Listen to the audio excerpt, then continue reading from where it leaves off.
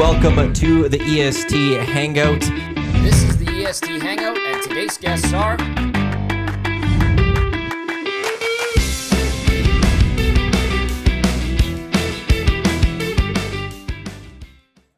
It's Friday. This is the EST Hangout presented by Two Hoots Hard Iced Tea, which I forgot to grab. Jeez. Don't give a hoot, give two. How did I forgot that one today. I don't know why I forgot that. Thank you, Jay, going to get that. Tom Gazzola, Jay, Milne, Madawan. No, it's in the fridge. It's in the fridge, Jay. The other fridge.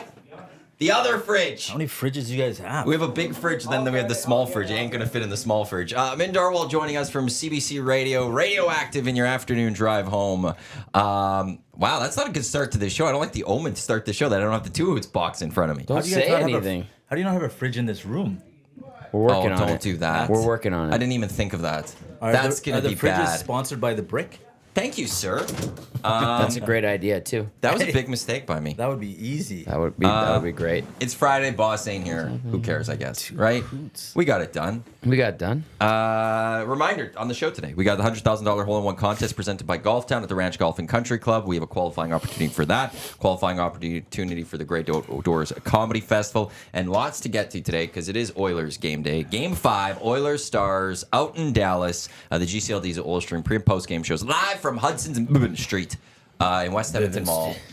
Tom, you'll be there starting at 5 o'clock tonight.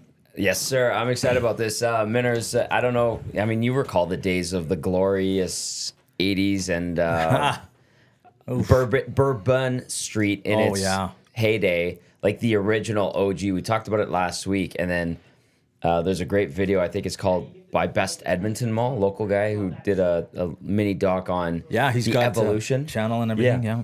So I was like, hey, I was watching his Bourbon Street thing because we do the show from there, and now it's just Bourbon Street, as he put it. ST? Yeah. Well, they took out the vowels or whatever? No vowels. BN? Yeah. And they ST? I think they've taken out all the balconies that used to exist at the top and the New Orleans fanfare. Yep. Yeah, it's a much more subdued Bourbon Street. Yeah, exactly. Yeah. Back in the 80s, it was raging, yeah. I think there was necklaces you could get. Yeah. Hey, now.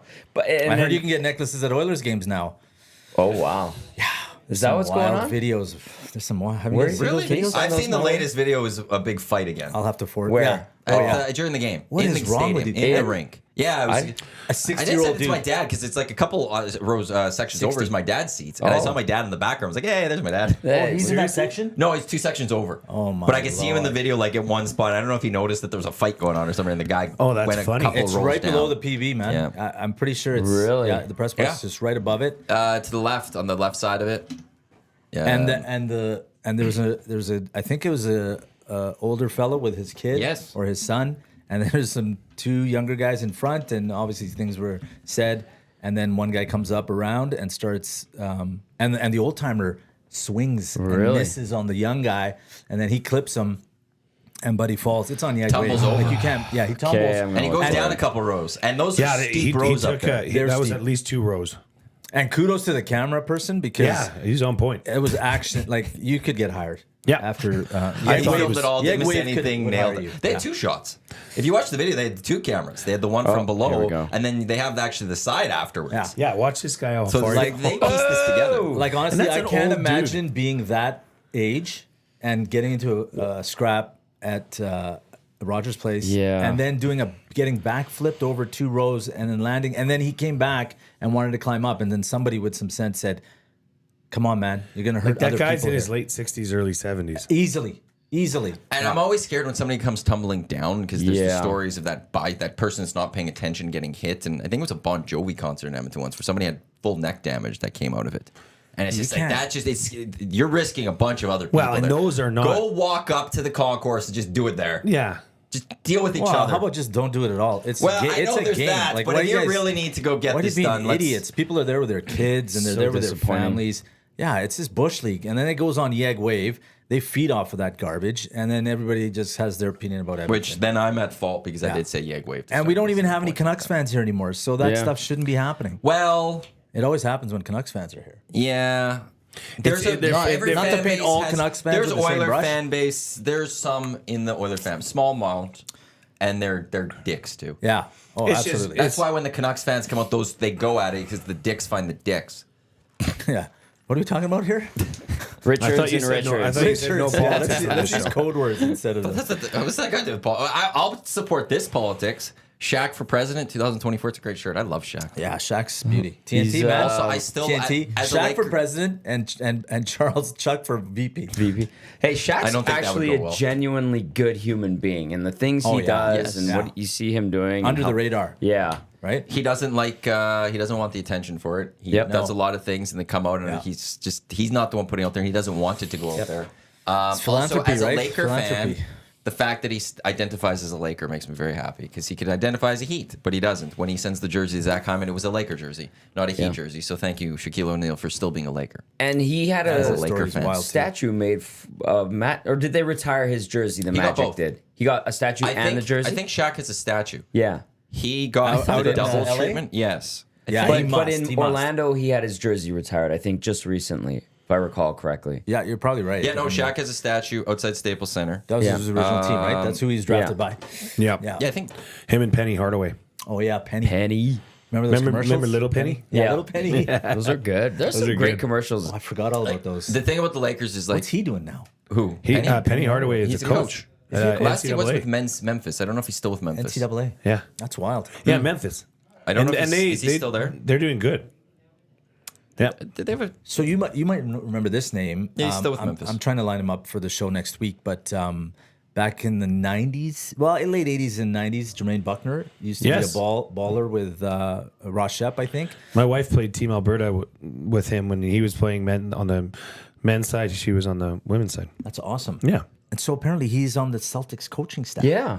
Yes, which is wild. Reed's mentioned that to us. That's Yeah, right. Reed Clark. Yeah. So I'm trying to get him for next week because That'd be great. That'd be amazing to talk to him before Boston Dallas gets going. Come on, Yeah, Dallas. he's an E-Town guy. He's played in Europe for many years. Yep. Coached, I think, in Europe too, from the looks of it. And now, yeah, I saw him shooting around with Celtics and just kind of as he's one of the guys on the bench, right? That's cool. He go might be Dallas, 40. baby. He might be 40 something. Yeah, he'd be 42, 41. Yeah. Yep. So yeah, that's an amazing story. That's like Tyler Henry. Tyler Henry played at the Golden Bears football. Okay. And he wasn't like I think he was pretty accomplished on the field, but after he kind of went on and did his own thing. Well, he's a strength and conditioning trainer for when Clemson won the national championship. Wow. Football. He's like Amazing. the strength and training guy. What when would his era have been, like the 90s or? No, he would have been 2000s? like early 10s. Okay, early 10s. Yeah.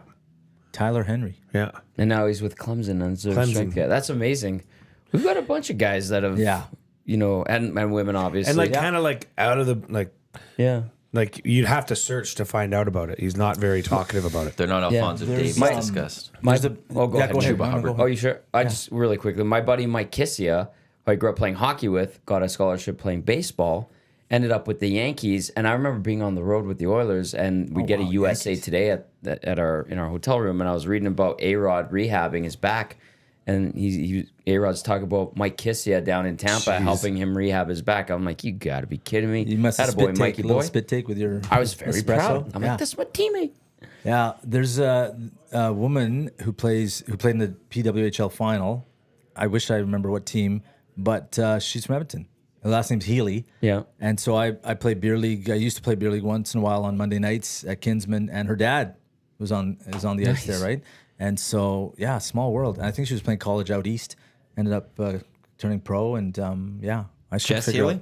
Yeah, She plays for Boston. Boston. Oh, so yeah, not a good finish for them, but that's great. Yeah. It's and you're only going to see more and more women hockey players from Edmonton, the Edmonton region. Well, I'm go pro. assuming it expands out west eventually. Yeah, has Calgary, to. Edmonton, Winnipeg, Vancouver get teams, something like that. But just it's off the charts, man. Like the amount of people going to those games and It's good. selling out Air Canada Center. Is that Nova Scotia? I think Scotiabank women's Arena. sports in general is in a bit of a I forget like There's a surge how in to it. say the right word, but like meteoric rise. There's a boom coming. across all platforms, like and the hockey side of things, obviously got the basketball right WNBA, now. like- Basketball, the WNBA has taken a huge step forward, largely because Clayton That Clark pre- I and hope they can Preseason game. capitalize on it though. Angel Reese and Cam Brink. I think and then Paige they Becker are. coming in. Yeah. They'll go up, and there's now even more interest. Like the WNBA's been there, and people have loved it. but now there's more mainstream attention. Toronto's to it. getting a team, right? Toronto's In 2 getting a years? team. Canada's announced a women's soccer league. Yeah. Which Yeah, would I just saw that. be, is it 6 or 8 6 teams? teams, I 6 think. teams? 6, yeah. Calgary's got one. Vancouver's got. There'll be Toronto, Toronto, obviously. Montreal. Halifax, I think, has one. Which is great because I know they support the Wanderers well. Yeah. In the CPL. Big support out there for Wanderers. So yeah, now there's the Canadian Women's League. There is the NWSL down in the States. That's slowly been rising too. So yeah, and even European soccer, like the women's side, like Champions League is now a thing, and the women's teams, the league, all the teams have their women's teams now, and they care more about them, and they're putting a lot of interest in it. And well, there is a thought that there is a direct correlation between the Vince Carter effect and when he came to the Raptors, and young Canadian boys at that time were looking at that, and then now you see a surge of Canadians that are going into the NCAA and into the NBA, picks, right? all that. I wonder if that's going to have or is already having that effect for girls my daughter's age, 11, 9, 7, right, or 8, where they're now seeing live at the WNBA game here when they came. Holy smokes! There's Kia Nurse, there's Cameron Brinkley, seeing that, and then now being motivated to go and shoot hoops in the backyard because female adult ladies are doing that, right? So it gives you something to say, oh, they're doing it, so now I should work towards doing it. well, women's soccer in Canada had the O2 in Edmonton. Yeah. With the U19s that were here and how big that was, and they got to the final losing to the Americans, and then Christine Sinclair, everyone followed her, and now you have when Sinclair was ending and finishing her time with Canada, all the players there were talking about how they grew up watching Sinclair, and it's because of her that sure. they became, and that's why the women's national team has been so strong for so long. Is that it started back in 2002, people got interested, and you've built this pipeline almost, and now you hope that it just continues. That's the question about the men's side: is can the men's side take advantage of this golden generation we have here to get the boys into it and playing, and then we have a stronger soccer nation. But then, like with the WNBA coming here, how many women are we going to now maybe start seeing wanting to play basketball? We're going to hear more about them in the NCAA, and then we're going to hear about them in the WNBA, and then soccer, just all of that. It also happens. It just takes time. It's so many factors, and we're in a moment in time right now where there are these athletes who established themselves and won gold medals and championships, whether it be Haley Wickenheiser or, Christine Sinclair. And there were young girls who saw them play, young boys as well, and were inspired to pick up, a soccer ball or grab a pair of skates and get on the ice. And just with all the different platforms and the videos that you see, you go to a soccer field nowadays and you watch some 14, 15-year-olds play soccer, and it's like they're men with the speed and just how good they are and the skill level at what it's at. I think about a month and a half ago, we had a fellow named Fred Bailey, who he had a cup of coffee, I think, in the CFL with the Elks back in the day. His daughter, who is I think 15. Her name's Soraya, so she was on the show, and my connection to them is his daughter grew up playing soccer with my daughter, and so my daughter's 18, and so they started playing when they were all like 8, 9, 10, 11, and so she's over in Chelsea, she's over in England playing high school soccer over there, and she just got scooped up by LSU. Wow. Div 1, she's still got a year of high school to go. They flew them all down there. They flew over to see her in London. Then she was on a break from school, so then they all flew down to LSU. They showed her around. He was snapping all the tours and stuff that was going on. She's locked up. You're telling me Fred Bailey was taking pictures and videos ad nauseum? Yeah, he has an itchy trigger finger, right? I know Fred. You follow him, yeah. So there you go. But I mean, I've seen this kid Soraya when she was 8 or 9, playing against girls a year or two older than her. And you could tell, right? You could tell she had natural ability. And now, she's a young woman and she's got a lot of skill. And now she's going down south, right? Crazy. And maybe we see her wearing a Maple Leaf one day, right? And she's a kid from Southside Edmonton. It's awesome. Yeah, it is amazing. It's amazing to see that kind of trajectory and then see something like someone's dream come true like that. Because, a lot of times you just don't know who those folks are. Yeah. But when it's somebody who, you saw at practice or you're on trips soccer trips down south and you get to know the families. It's amazing, right? So I'm not surprised that women's sport is where it is right now, and it's just there's no ceiling. Even that WNBA game, it was amazing. At first I was like, do we want to go? Are we going to go? And my kids were like, yeah, let's go. We want to see like all of these stars. And sure enough, we're in there, and it was entertaining. And I was like, I think Edmonton could sustain a team. I think the exact same thing. There's interest.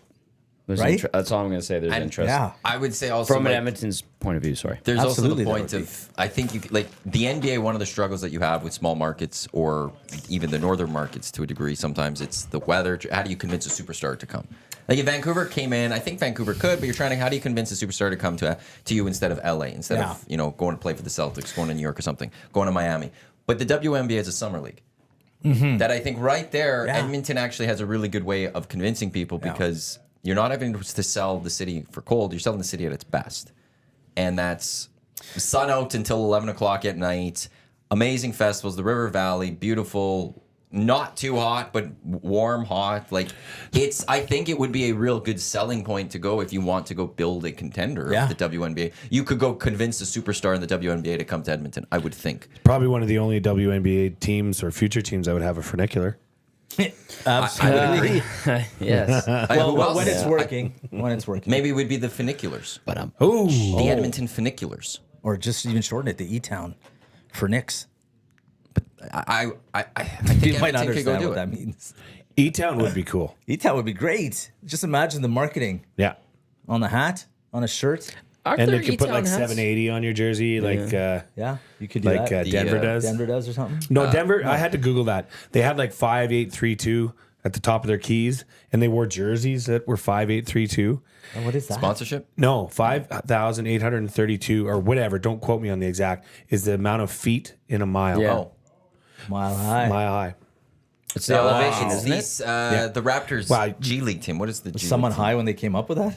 Yeah, I think so. Like, come on. I think somebody was- 5832. was a little Let's Raptors are the make it 905, 5832 that's so what it people is. have to Google it and then they'll find out all of the information about But what to be is honest, behind that. when I Googled that number, it was clear as day that, That's what that was. that's what that was. That's probably why. I thought that's a strange area code Yeah. off the top, but then I'm like, it can't be an area code. Denver is a sports town. I had no idea how, like, it is such a great sports town. I've heard that. It's amazing. Yeah. And the ballpark and the renovations that were done to it, top Although, what shelf. did they have? They saw a thing. Coors Field? When the Avs got eliminated and stuff, it was like a rough time if you're a big Denver/Stan Kroenke fan. Because the Avs got knocked out, the Nuggets got knocked out. I'm trying to think. The Rockies, I think, had a big weekend loss. The owners of all of those teams, they own Arsenal. They had lost the championship to Right. City that weekend. Oh, yeah, they it was have like this soccer whole connections. 48 hours of just loss. You win some, you lose some. Did the Broncos unveil their crappy uniforms? Oh, really? Was that Yeah, at they that time? didn't look. I didn't think they looked that great. Speaking of hats, quickly, I should throw this out there. Ooh, For that's on the fresh. It's hard to see. Our cameras aren't showing it You have to properly. put it closer to the But I camera. brought it to the other one, and it didn't show the green well enough. even when you showed me the mock picture of it, Maddie, it was still hard to see. That's Tilted green up. and gold, Yeah, baby. that's pretty good. That's showing it well there. I will be wearing that. That says Edmonton before it even says Edmonton Sports Talk. Yeah. You know what I mean? Yeah. I think Edmonton is more see green that. and gold before anything else. Because I it's our agree. university too. It's our university. I think as you well. guys need to get a corduroy version too, though. I think that would be Oh. sick. Corduroy with, like the rope. The rope. Yeah, that would be a throwback, man. And maybe even get the letters a little 3D. I know that would probably bump up the cost. Maddie's having a jammer right now, just thinking about the cost. No, that increases it by 50% per Yes. unit. I don't. That's where Outsource that stuff, man. We only have a few of these. They'll be limited So- edition. They'll be gone. Well, it's if they go quick, I'll have to order more. No, Yeah. keep it limited, dog. There's well, gonna be if I two might go- order, then the curves. Well, we only have 20 for sale or something. Yeah. If they all go quick, I might have to do one more order or something. But I stay might have tuned. Stay tuned. Might Well, have as he to. says, he keep it limited edition almost. I will be wearing mine on Wednesday at the Ice House, 5 to 7 p.m. at the What is Elks that? alternate uniform unvailing. Is anyone allowed to go to Alternate It's that? uniform. open to the public. Because I saw Dahmer tweet about that yesterday. Yep. And I was like, oh, I didn't know about this event. Can I go? 'Cause Yeah. we're Ice right House there. down at That's next Wednesday, Ice right? District. Next Wednesday, yeah. Yeah. In Ice District. So how so about some busy with hints the on Elks this tomorrow. jersey? What I've is- seen it. Alternate? I really liked it. It's Really? a 75th anniversary jersey. It's not a throwback. It's like a modern looking jersey. Okay. Colors different or Doesn't same? it have like the names of all the alumni on it or something? I didn't see that. Okay. But I saw something else. 5832 on the one. no, but there might be a 75 be like anniversary logo on it. 75th. 75. Yeah, with the circle. 75. Wow, 75. It looks really good, and it's like a modern looking jersey, and I think it's what Dahmer told me. I think it's for 1 year, and then Yes. Well, I was looking at that. The reason I knew that was Wednesday is because Maddie and I are live from Century Casino on Monday, right? Yes, it's not open to the public where we're going to be. Right. There's an event happening. I just want to throw that. out there. It kicks off a week of events that if you go to the Elks website, like Tuesday, there's an event, I think downtown. Wednesday is the unveiling. I'll be there. There's one day that's dedicated to just alumni signing. Yeah. They're going to have Well, this is over the year. Thursday is This the year. annual dinner. the dinner. They're going to have over 50 alumni Yep. That's awesome. present. That's incredible. That's huge. That's a ton of old school. And then Yeah. it's game time next Saturday. Warren Moon in that name? Yes, he is. And He'll be Michael here. Riley. Ooh, they got Which, Riley back. Riley's That's awesome. in town. Is going to be in town for that. He had gone. It's all hands on deck. He had gone dark. Yep. Like no one has been able to reach him. Yeah, what's People up in with the that? Canadian Football League, like I always visioned he'd be on TSN or something the moment He's his career excellent. ended. You've dealt with him. Him Yeah. and Bo, he's the best. Yeah. Mike Riley was solid, man. He was actually still like while the Elks have had their issues reaching more people to come out, he was a star in Edmonton still. 100%. Everyone knew Michael Riley. Everyone Yeah. see him and He's you'd want to approachable. talk Yep. to What him. is Michael Riley? It's Michael Mike. When his No, mom because passed his away. mom passed away, and his she Oh, I daughter did not know father- this, so sorry. No, Yeah. that's his last season. He went with this. He said he changed his name. Well, he wanted people to call him Michael Riley because his mom passed away, and Yeah. in honor of her, she called him Michael, and she didn't like Mike. Oh, So he switched to Michael Riley. Yeah. And that's where then it's like, yeah, for your mom, sure, Michael Riley. Yeah. So that's Okay, why it's noted. switched to Michael Riley. Yeah. I'm sure he's still okay with Mike. accidentally get call it. him Mike. Yeah, he doesn't. right. I don't think he expects everybody to know that, right? No, that's the thing. But that's the rationale as to why that- it's yeah, now that's- Michael they're- Riley. But it's just like it's Totally great to understand. see him coming back and being a part of this because he was loved here. And Yeah. he went and he did what he needed to do here and he brought a Grey Cup here. There was a time, I think it was like in between 2014, 2015, before the Oilers won the draft lottery to select Connor McDavid. The Oilers were so bad. I remember Reed Wilkins coming up to me and him and I having this discussion one day at Rexall Place, and he said, I think you can make a strong case that Mike Riley, Mike at the time, is the most popular pro athlete in the city right now. Yeah. And it was as the Eskimos were rising, leading up to the 2015 Grey Cup. There was no Connor McDavid here. is No the young disrespect to Taylor Hall, Jordan Eberle, and Nuge. and such, and Ryan Nugent-Hopkins, but they were a bad team. Yeah. And the Eskimos were good. And Although I don't know, Rob Mike Reed- Klinkhammer was here then. well, the Colonel, yeah. Good point. Great. Yeah. Great pull. Nicely Great pull. done. You know, if JMO's watching right now, you'd love that one. Yeah. He loves the deep pulls. Oh, But I there's- think Reed had a good point. deep Like, pulls. I think that was At a that fair point for Yeah. sure. And it's simple to say, but it must be said. When the Elks are a better team and they're competing, Yeah. it's just a better vibe in this. Like people feel more inclined to go Yeah. out to those games. And I mean, we've talked about it several times, but you go to an Elks game on a Friday night or on a Saturday night and you get that sun that's setting. It's a beautiful, beautiful facility. Amazing vibe. Really? Yeah. The vibe's good. The beers are cheap. And if you have a product on the field that you can get behind, there's nothing Yeah. more. There's Gunnar nothing and I like went it. quite a bit last year, and we just said sometimes we just look at each other like, this is perfect. Yeah. This is great. This is just, where else would you want to be right now? And the issue for the team for a long time is, people can talk about all sorts of things, and they all play into this. The name change plays into this. Ticket pricing, 100%. ticket Yeah. pricing shooting up under Len Roads, and Yeah. it's becoming too expensive to go. It was at the time. There's all the home losing streak. There's a lot that plays into this, but overall, when they won the Grey Cup in 05 to the next, starting in 06 to now, they actually haven't had a lot of many good seasons. No. They've hosted, I think, 3 playoff games in that time. For this franchise, which is the standard, or supposed to be the standard of the Canadian Football League, supposed to be at the top under Hugh Campbell and stuff, they go out and they win. And it wasn't an expectation to make the playoffs. It was an expectation to win the Grey Cup. Yeah. And you're hosting a playoff game at worst. If you're not hosting a playoff game, this is an embarrassment. And we've only had it in the city of Edmonton, a home playoff game, 3 times in almost 20 years. That's the issue. They need to get back to a point where they are a consistent playoff team for 4 or 5 straight years. Good point. That's the issue. You know what? Honestly, I don't know if many people outside of people that were in that locker room or people that are close to that situation would know. But you said it. I mean, the elephant in the room is the name change. That turned a lot of people away. It did. Still does to this day. Then the lack of production on the field. The one that goes relatively unnoticed, and the reason I bring it up is because it used to be said that once an Eskimo, always an Eskimo. That is how that locker room felt. If you were a CFL free agent, you would take a pay cut to be a part of that locker room. Dwayne Mandrusiak ran that locker room. The way they ran him out of town 1 year before his 50th year of being a part of the team, just inexplicable. That soured a lot of diehard Eskimo fans. That's what happens when you have some people involved in leadership who have no connection to the team or the city, and they kind of just parachute in there, right? And so I think what we've seen are a number of examples of the team going sideways because of that exact reason, right? And when there's a lot of turnover and change, and you're hearing all of these distractions in the media or in the public, then the focus in that room, I think, starts feeling the impact. It starts permeating in there, and then you see a reflection of that on the field. Well, and then the loss after loss after loss, and now you have a franchise record for losses at home. North American sports record. North American. But also hold the North American sports record for most consecutive years in the playoffs. Yes. So it's like Brett Favre, who at one point, when he retired, he had the most touchdown passes thrown, but also the most interceptions thrown in a career. Like that. You got both now. Yeah.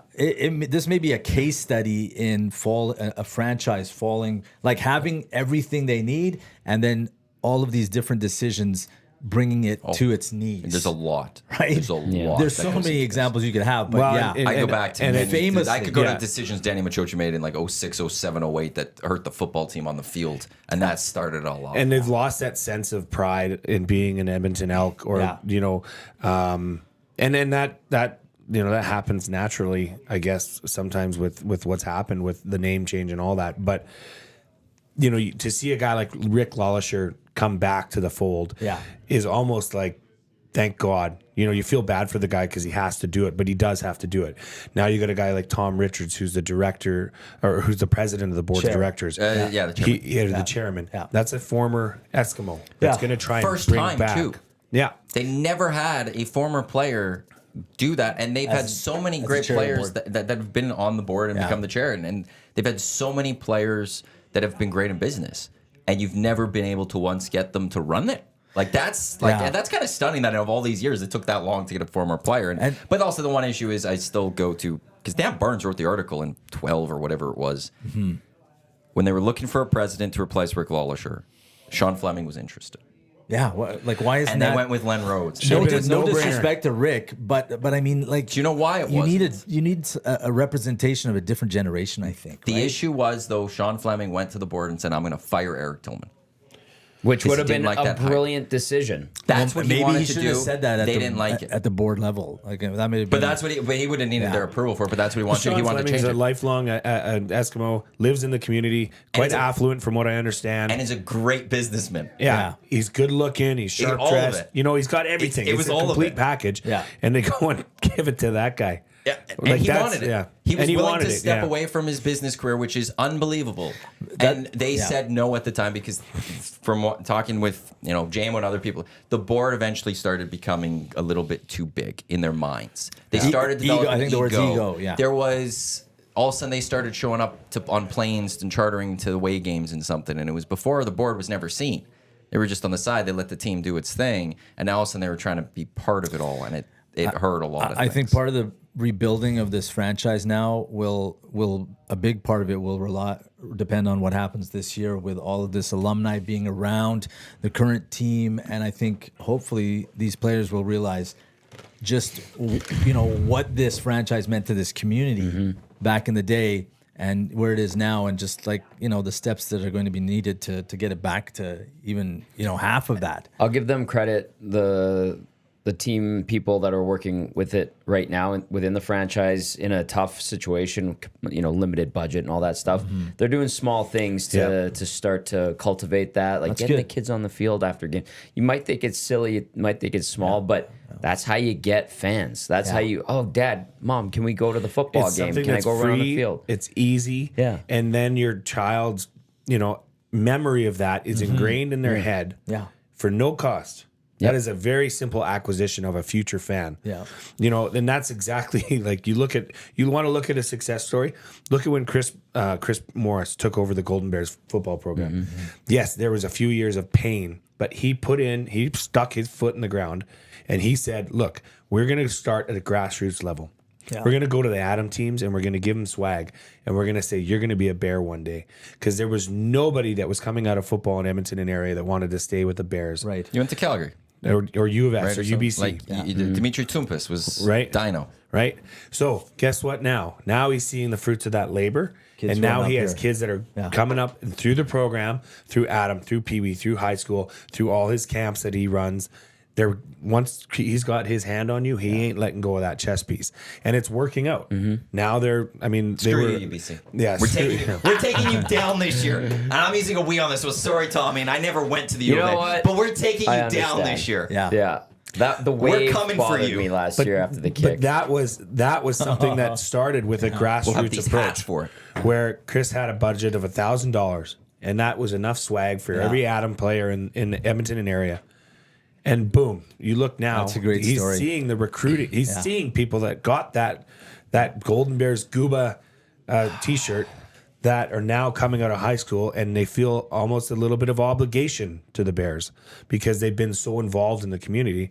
That's how you build that. So, like back to your point, Tom, with the kids going on the field, that's big. Yeah. But then where all this also comes, big. winning matters, right? And Yeah. now if the Very Bears true. become a winning program consistently, It feeds itself, man. it's now also more players. Like Yeah. I was thinking, like he's also sent a lot of offensive linemen both to the CFL and NFL.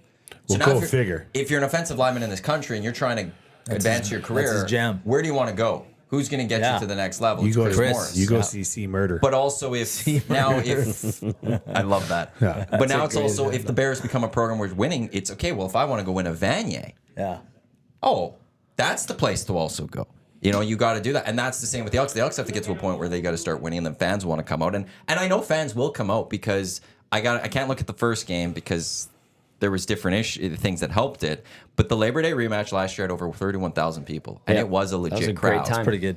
It was one of its largest attendance the Elks have had in a number of years. Sadly, but yes. But it is one of those. And I saw a lady crying after the Ottawa win, and then I saw a different lady on my way out of the stadium crying as well. After you talked to her? No, I'm stop kidding. it. I'm kidding. Oh, I'm you. kidding. But like that's how much the win meant to people, and how much Well- they still want to cheer for the team. The losses, people took those losses hard. Yeah. And how could you not if you lived through this team back in the day and saw all the Grey Cups and all the stars that have come through there, right? Yeah. Caster 99 was in on the nasty chat, and I want to know if either of you fellas know the answer to this because I don't, and I think it's on purpose. But he had asked, "Who are the community members that own?" Because it is run by a group of, like, currently owned by, Yeah. like, how does that ownership system board? look right now? I know that they pay into it, but and it's it not comes- just the board members, from what I understand. Yeah. I don't know Like, if I think it's, there's a bit of a silent, almost like it's a- OEG kind of. It's a city-owned team. Is the city involved? Like, Yes, does the city 100%. write a check? about the ownership? It's not a city ownership. Then who runs the? It's That's the question. I don't believe it's city ownership. I'd have to check with JMO. It's I think community when owned. by community owned, there's shareholders. Okay. There's various people that have shares in the team. in the team. And those people have the say, but they've But it's elected a a small board. group, right? I don't think it's that big. Yeah, it's not that big. Maybe 15, 20 people kind of thing? I That wouldn't would- know. yeah. But I don't think it's not the city that owns it. I No. don't believe. I don't believe this. Maybe the city is one of the shareholders. Maybe, I guess. Yeah. But there's many shareholders. Okay, that because- are within the community, and it's a group of Got it. individuals that have it. And it wasn't like the That makes riders more where they were sense. for Yeah, sale or okay. something like that. And there's a the lot of city anonymity, I owns think, Commonwealth, behind that. and I think they've there leased is. Commonwealth to the Elks But- for like $1 a year or something like that, and the Elks have to run it and operate it, I believe. But it's not the city. I don't believe that has any real ownership in this club. Okay. Otherwise, Amergy Sohi would be on the sidelines. Anyway, Maybe not. assistant, he's offensive coordinator. Okay, but Throws the okay, clipboard down. What? We're all from here. We've all been in the market and covered for a long You're time. not from here. Oh, you're born in England. Wow. Yeah, I've but been here since, like, Minner's 10 grew years up old. here. Come Yeah. on. Anyway, Well, it's- but this and guy- we've been doing this long enough that we would know oh, so and so, that family is part owner of the Eskimos, Yeah, right. now Elks. We don't hear that. Yeah, I've never heard that. I never heard never that. hear Even it. growing Do you up. know? It's funny. It's this past few months. What if I've heard Cates of is a few. secretly the owner of the team? I'm just kidding. I've heard of a few. Or his Like, son. like You've is heard it a the few big names? money I've heard a names? few names who have it now Out over the right past now. few Out months. What are the of names? No, Sports Talk right now. I won't do that. But can't do that. it's, You're not it was allowed the to first do time that. ever I've heard names actually of who potentially is part of this. would And I'm people sure know it's those names we know. Yes. Okay, yeah, it doesn't surprise me.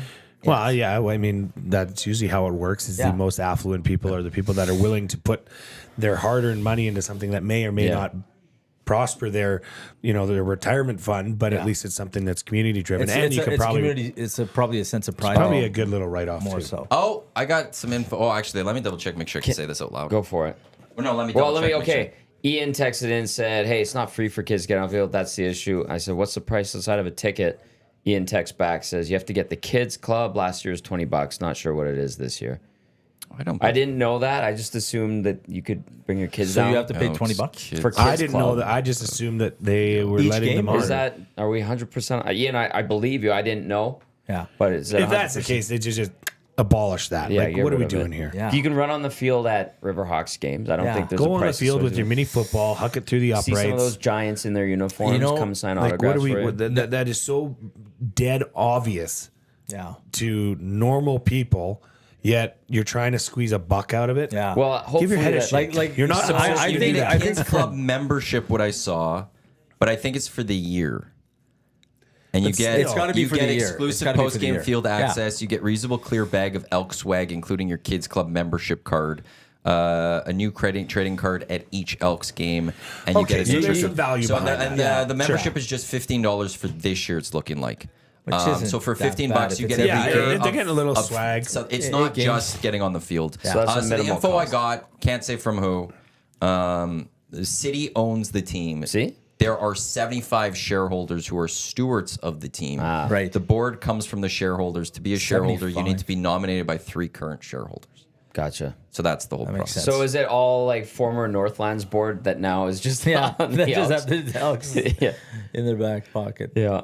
But I will say, that's an moving Edmonton forward, because we're getting to a point where there won't be a board. Yes. It'll be private Yeah, it's ownership. private ownership. This summer. Then I think you will it's- see some massive changes. And I wouldn't expect it right away. Yeah. No, I it would take- expect take a someone to little come time. in, take time, watch. Like, I think it's perfect that they might be coming in mid-season because Probably then go hire Ed Hervey. they, Should be your first move. impossible. I think now, actually, to me, the first move. pretty I will entrenched say in this. Hamilton, I isn't know he? he is. If I was, if They I was, screwed that if up big EST time. was buying it, and you guys said, Matt, you can't run the team, and I went, damn, I guess I can't. It'd be Sean Fleming still. It would be straight up. Sit down with Sean. What does it take for you to Yeah, run? sure. And That'd be where I'd go as president of football, president of business. He knows business, and he could run a football team. Like he would, or I would think would be able to. You don't know that for sure, right. but And you're so that's assuming what he I, could. but what I meant by what I should have clarified. I would trust him to judge whether a coach is doing a good enough job or a GM is doing a good enough job. Yeah. And to go and have an interview process with the general manager and figure out who would be the best general manager Yeah. for this team, because he would know the questions to ask that. Well, at least 3 of us in here wouldn't fully know. You might know a little bit. And from a marketing perspective, if I was the Elks, I would look in your own backyard and 100%. look at how the Stingers and the Riverhawks have leapfrogged this Canadian football franchise. You know what I mean? And the way they market the game, Yeah, and the things that okay. they do around the game. I think like the fun factor there seems like it's head and tails above. You know, in all fairness, I haven't been to an Elks game in a while, but you know, There still is you would I 20 think you'd some plus copy some thousand of those people at an things. Elks game. Yeah. And there is still only 4,000 or 5,000 at I Riverhawks, think- 4,000 or 5,000 think at the Stingers. with- right? And it's tough with that barn. I get it. Like, you know, being so big and you almost need like a smaller. But let's more, say men per capita somehow, Yeah. you know, based off of the available fan base, Yeah. and Sure. what they're pulling for numbers. The Riverhawks and the Stingers are like much bigger than what the Elks are doing. Yeah. Well, the biggest thing is for the They are. Riverhawks. Market I share. got to start with the Riverhawks more than the Stingers on this one. But the Riverhawks is the cool place to be if you're young. If you're young, If you're in the 100%. your Yeah. 20s, Yeah. that's where you go for a Friday night or a Saturday night. You go watch Riverhawks game, you have some drinks with your friends, and then you head out to downtown or White and you finish the rest of your Friday, Saturday. But night you know, there. like in And high it's become school- such a cool spot. The beer bat is a thing that I gotta post Sure. this on Insta and look Yeah, at where I sure, am. yeah. And it has created because of those type of things, like especially a thing like a beer bat. Yeah. Is someone will post it on Instagram and they'll go, Yeah, well, why am I it's not cool. there? Yeah, That's a exactly. cool spot. Look, Yeah. all my I have 3 different friends It that looks are at this fun. place, Yeah. and why am I not there? Oh, I gotta get to a River Hawks game. And you know it's not about the sport because No one cares about the team, every the high record. school, every high school has a football team.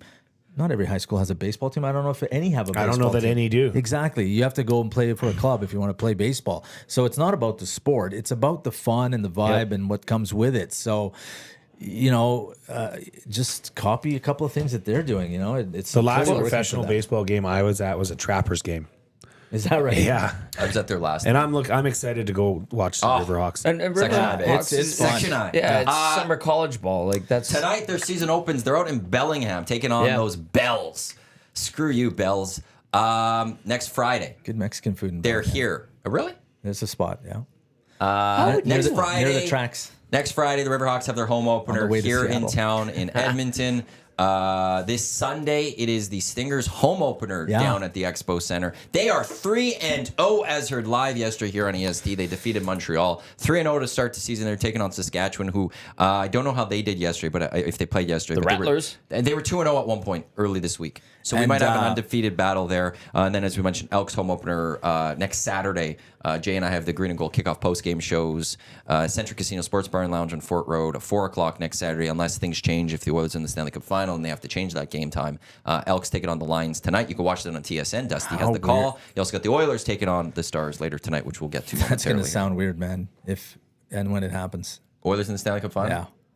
Isn't that Wild. weird? Wild. big game tonight. So It takes me straight back to 06 and then the 80s before that. But that'll be a vibe. This town is on juice right now. It is crazy. It is. I know, but we've got all this, and then what's someone crazy, we have sent me all this this. happening. Yeah. Like we've got Stingers, Riverhawks, Elks, and Oilers all happening at the same time. This is awesome. This is Sports Town Central. We're a sports town yeah, again. we are. It feels great. Tommy, you know Chris Branco, right? Oh yeah. Yeah.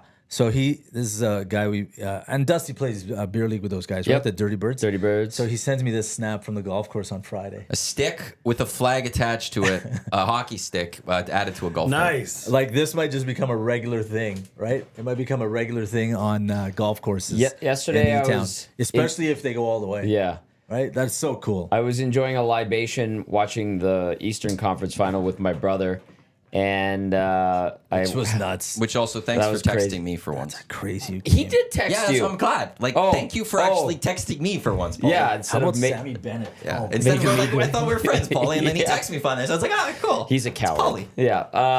But I noticed a gentleman. I don't know where. Maybe he was at the game. Maybe he picked one of these up because they were discarded. But Like he had at the this, rink on TV? No, Oh, no, at the- where you just were. walking by. We're Yeah. downtown, right by the rink, Oh, okay, and he was wearing a hat, Yeah. and then had the orange streamer from the arena as his hair coming up the back, wearing it proudly, and I Mullet. was like, okay, yeah, Full mullet. we're ready for Game 5. Yeah, I'm so happy for this generation of fans because even the kids who are out there in the Ice District or at the tent, like this is new for them.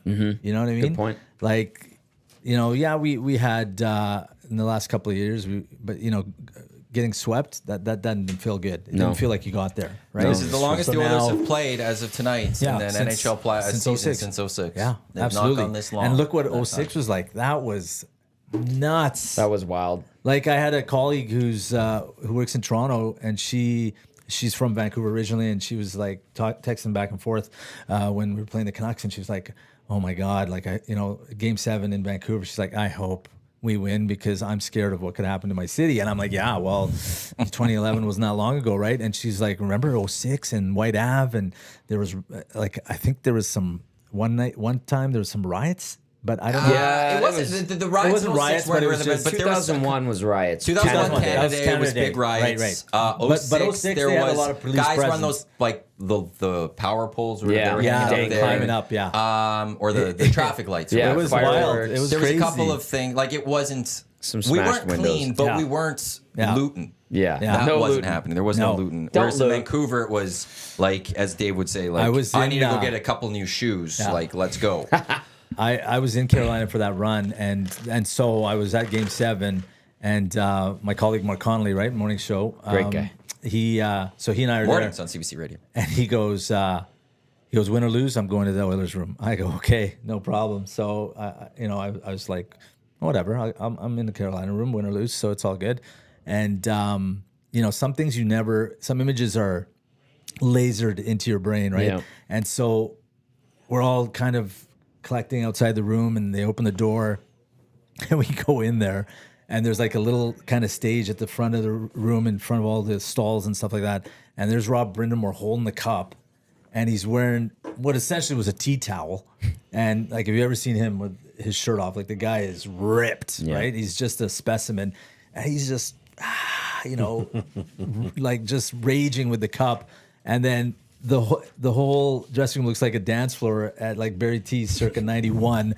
There's people in the middle who I'm not sure how they're connected to this team or why they're in there. But anyway, they're loaded and they're partying it up. Then the next layer looks like friends and some family members of the players. And then in the stalls, it's like kids, wives, girlfriends or whatever, parents sitting in the seats and stuff. And I was like, this could be like an Andy Warhol picture. You know what I mean?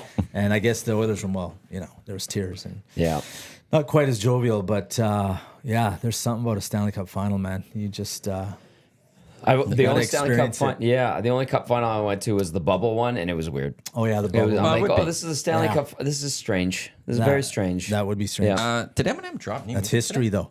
Eminem? Did Eminem drop new music today? I have no It idea. looks like Why he don't we might have talk dropped about new music. that? Well, I was just checking some things. Is I it gotta a get to country things. song? No, it sounds like people are saying Beyonce? it's like classic Eminem. Yeah. I don't know. There might be new Eminem. This is the He's EST finally Hangout recovered from the presented Super by Bowl. two Hoots, Matt Iwanyk, Dhariwal from CBC, Jay Milne, Tom Gazzola with you here live on EdmontonSportsTalk.com. Tune in iHeartRadio as well as those watching on YouTube. Portions of this hour brought to you by the 2024 Olinka Gretzky Cup, which is coming to Edmonton this summer. Rogers Place will host the best U18 hockey players in the world August 5th through the 10th. 7-game, 14-game ticket packs now available. OlinkaGretzky.ca or Ticketmaster.ca. We want to qualify someone for the Great Outdoors Comedy Festival. We will qualify someone for the $1,000 or $100,000 hole-in-one contest presented by Golftown at the Ranch Golf and Country Club. That will come up in the second hour of the Hangout today. But right now, we want to qualify someone for the Great Outdoors Comedy Festival, which will take place July 12th through the 14th. Oh, yeah. Kingsman Park. Schultz? Friday's completely sold out with Andrew Schultz and Shane Gillis. gonna be good, man. Completely He's good. packed. funny. Saturday, Kevin Hart with his Acting My Age tour. Sunday, Burt Kreischer and Whitney Cummings. Tickets available, Great Outdoors Comedy Festival.com. Alleycat, the official beer of the Great Outdoors Comedy Festival here in Edmonton, so you can enjoy a 6 o'clock lager, having some great laughs in a great venue. We want to qualify you to win a chance for the table of four, the VIP table of four, to Saturday, Kevin Hart, right here on Edmonton Sports Talk. All you got to do to text us tonight, to get into this, is text us 780-218-9999. Your prediction for the Oiler game tonight. Just that simple. Game 5, Oilers Stars. Who wins? What's the score? Text that to 780-218-9999, and you'll go into a draw for that Kevin Hart VIP table, which we'll give away 2 Fridays from now, which is June 14th. Coming up here on EST today, we do have the Lock Shop, myself and Huss. At noon, it's Oil Stream, myself and Tommy. And then at 5 o'clock, it's the GCL Diesel Oil Stream pre- and post-game shows. Well, the pre-game show at 5 o'clock, post-game after the Oiler game. Tommy, YTT, Cass, they'll get you set for Game 5, as they've been doing all season ahead of Oiler games. Tommy at West Edmonton Mall, Bourbon Street, at Hudson's. So Tommy says I have to say it that way, so I will say it that way before. Bourbon Street. He'll be there. I'm going to show up. I think Eric's going to be there. Trev. Is Trev coming too? He says coming He's down gonna after the pop by. pregame, yep. So yeah, it's going to be a fun time, and People are nervous. People are nervous. I don't think there's as many nerves in the city today. Are you kidding? I think so. I don't think as compared to Game 4. This is because Game easiness. 4 was the season. Yeah. If you lost, I think most people would have felt that's the game. Oh, That's the series. God. It's hard to win 3. Yeah. That Now first it's- 5 minutes, man. If you lose tonight, hypothetically, if there's a loss, I think Oiler fans still that's feel fine. good. You go Yeah. win Game 6, you go win it in 7. They win tonight. People are really feeling good. So I feel What's like your there's a prediction? little less nerves. What I think will happen tonight is one team's going to score more goals than the other teams, potentially within 60 minutes of hockey, but it might take more. And we will come to Edmonton on Sunday with the Campbell Trophy in attendance because a team could clinch. Did you hear? This is what he does all the time. Sits on the fence? Sits on the fence. He's got an NFL hat, a CFL hat, Well, he's and wonderful. an NHL hat, and an MLB Am I hat. going to be wrong? Yeah, I think he's wearing We'll find padded. out. He's wearing padded shorts. Make Yeah. a decision. Yeah. Stan, I did. Choose a side. I did. No, but No, what's you your didn't. gut tell you? Like, are My we gut winning tells tonight, or me- are we No, losing no, tonight? don't. Man. I don't know who we You're is. feeding the beast. What do you mean? Well, that's funny that you say that you're an because you have Edmonton guy, aren't you? 94 teams that you call we I and don't. say you're I a don't part cheer of. for the Oilers. 94 I'm not there. teams. He thinks because I cheer for a team in like every league except college Every football and where I every have two. conference of that It's league. like Manchester United. We won the FA Cup last weekend. It was a beautiful Ask goal. him what number he wears. Don't give me that little thing there. Yes, give him that little thing. Come He on, earned dude. it. Yeah, come on, dude. Oh yeah. Those guys, I think Oh, Man City. I'm luck happy for you guys that you won, but I Yeah. think Man City. You're not happy that we I think won. they were still hung over from winning 6 of 7 Premiership titles. Do you know in the what they're last hung decade. over from? In the They're last hung over from decade. cheating 115 charges. Well, yeah. I'm gonna Why do be you think hungover. That'll never, Why do you that'll think never Pep's disappear. leaving? Yeah, that'll never disappear Pep's going to from leave their after legacy. next year because that's going to come. So, and But still, then you got to Liverpool's score gonna get goals to titles. win. You still got to score goals to win. And I mean, you know, they look at Yeah, Arsenal. what's- Imagine being an Arsenal fan. Yeah, Like, screw you- them. I'm you going to shit be the bed. hungover in 5 minutes if You we know? don't stop Okay. talking about this. Well, here's the thing. That's the best line. I'll say this. That's the, Feed If the when best. Let's City ask Jay how he feels. When City loses their titles, Yeah. Liverpool I think gets 2, and I think United gets 2. Or no, I Nothing think is Liverpool given- gets 3 and City gets We're 2. gonna have a new bench It's- boss. We don't even know how that's gonna work out. So, Well, no, I'm saying from the past. people are still You'll crying. get elevated. Oh, elevated. Potentially, there'll be Yeah. some elevated. Look, it's great. It's easy to score goals when you could spend a crap ton of money. He's rolling and have his nothing eyes to do. so hard at you right now. He hates City too. But United won. Yeah, I can't That's stand weak. any But of yeah, those my prediction, I teams. stand by it. Let's get to Hangout Headlines, which is brought to you by the Ranch Golf and Country Club. Premier conditions, top-notch service, unparalleled value. TheRanchGolf.com is where you're going to want to go to book your tee time. Get out there this weekend. If you could get a tee time this weekend, I haven't even looked. I'm guessing tomorrow is going to be pretty loaded. There's not going to be a lot of openings. Same with Sunday. But jump on that. The Ranch Golf and Country Club is the place you're going to want to golf this year. I miss golfing there, and I can't wait to get back going there. And we'll be there July 3rd for our $100,000 hole-in-one contest. We'll also be there July 9th for the EST Classic. But it is an Oiler game day, and beyond making predictions, overall, how you guys feeling going into this game for the Edmonton Oilers? Little bit of news. Out of Breaking Dallas. news. Little bit You of guys need a news. breaking news sound effect? Via Sean Shapiro, who covers the Stars. Shapiro. The Athletic? Shapiro. This I is think. I Tanev think we news. had him This on is a Tanev news. He used to be the Athletic. I'm gonna say it's Tanev Shapiro? news. It's Tanev That's news. Mark Tanev news. Shapiro. Here we go. He's the Or Sean but it's Shapiro. Is it Shapiro or It's Shap- usually Shapiro, but Mark Shapiro screws it up because we all have to call him Shapiro. Yeah, He's that's killing right. the Blue Jays. Anyways, Anyway, Tanev is officially a game time decision. Yeah, of course he is. Officially. Leon Bischel says he's been told to be ready to go if Tanev can't go. So yeah, he's gonna everybody's looking up put his Leon foot in the Bischel. boot, see how it feels. If there's some tweaking, he's They'll not throw playing. him a bunch of drugs. Okay, but inside Northside him. Sandwich in the nasty chat said it great. I'm going to paraphrase it, Northside.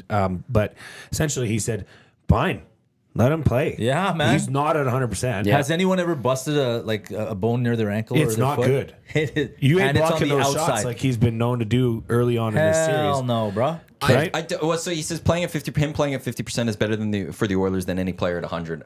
I actually don't know that. Well- because I don't think that anyone coming in is even that good. If And anybody- so I think it's almost equal. If this Leon Bischel is getting in, people are like, "Who the hell is that?" That's a great question. He's 20 years old. He's 6'6", and he played 16 games for the Texas Stars this year. He also started the year in Rögle in the Swedish Hockey League. 6'6". He's 6'6", little beast. and in Is the he 16 fast? games he played with Texas, he had a goal and 6 assists, 34 penalty minutes, -2. Played 5 postseason games for the Texas Stars, 1 assist, 4 penalty minutes. But has he ever blocked a shot from going in with his ass? Not yet. Okay. Here's what I'll First say. rounder in 2022. Where I would have concern of him coming in if I'm the Oilers is sometimes you got that young guy who comes in and goes like it's just all fired up in the adrenaline. Yeah. And remember Matt Benning in the 16-17, he had to replace Sekera. and he was all right. And he was good that year. Yeah. Like he actually really had a good playoffs and he stepped up and filled that void for the remainder of that series while he was there. So that would be the one fear that I have is sometimes you just get that player who just like, okay, what do I have to lose? Let's, people aren't expecting much of me and then maybe go out and they surprise just because no one's expecting it from them. So one question I kind of wonder, this is the journo in me seeing that picture of Tanev at the airport. So the team would have chartered out of here, wouldn't they? Yes, but you have to go through customs. yeah, you do. So you gotta You're go. going to the States. But it Cass seemed like brought he this was up yesterday. solo or with a team official. It looked like they wouldn't let him fly back Was that alone. That was No, out no, of they the have that was to out go of the to the team or American. something. You have to go through American customs side, at yeah, the terminal. American You have, side. you have So, to sit in I'm one of just the regular wondering if he had to terminals. stay behind, or maybe to So, get like medical the attention. PJ or or the charter will come up to a regular terminal Yes. in that American side. Yeah, if it's that's why you see domestic, people yeah. posing with Connor and all those. Yeah. guys. And that's why Cass yesterday on Two Guys was saying that he doesn't read much into this walking boot because he also says like it's better than like he has this on because he's got to wear go it. through customs and all this, Hey, and he's got to go. listen. And the process of having to go through this better than Yeah. being in a wheelchair or something like that. The So play- this is he says Cass yesterday was like Yeah. I'm worried about I'll focus on the boot tomorrow when he sees what the thing is. Yesterday Cass didn't want to read into anything with the walking boot at the airport. But knowing Tanev and his pedigree and the type of guy he is, if he could have come back, he would have come back.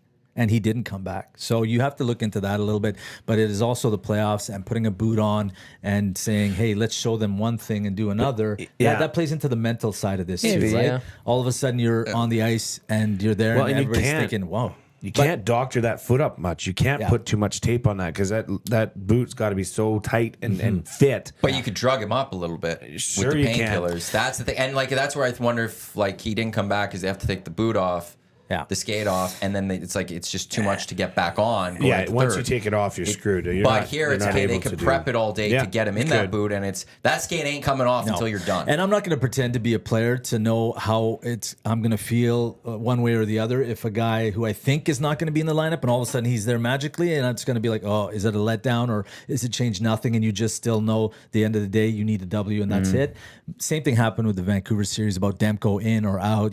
Talk it kind of joked around about it and this, that, and the other. But I think some people actually thought, from the fans' perspective, that maybe this guy will come back, right? Well, And- when did Tanev leave the game in game 4? Late second, Late second, didn't play because third. he then didn't come Yeah. up for the third. yeah. So the Oilers were already well on their way to coming back Yeah. in that game. Well, they right? didn't So they score were the up. go-ahead until... Well, it was 4-2 going into third. Yeah. Yeah, it was 4-2 going into third. But I think it was halfway through the second when they scored. My cousin made a the good go-ahead point. I goals. was sitting beside her at the game.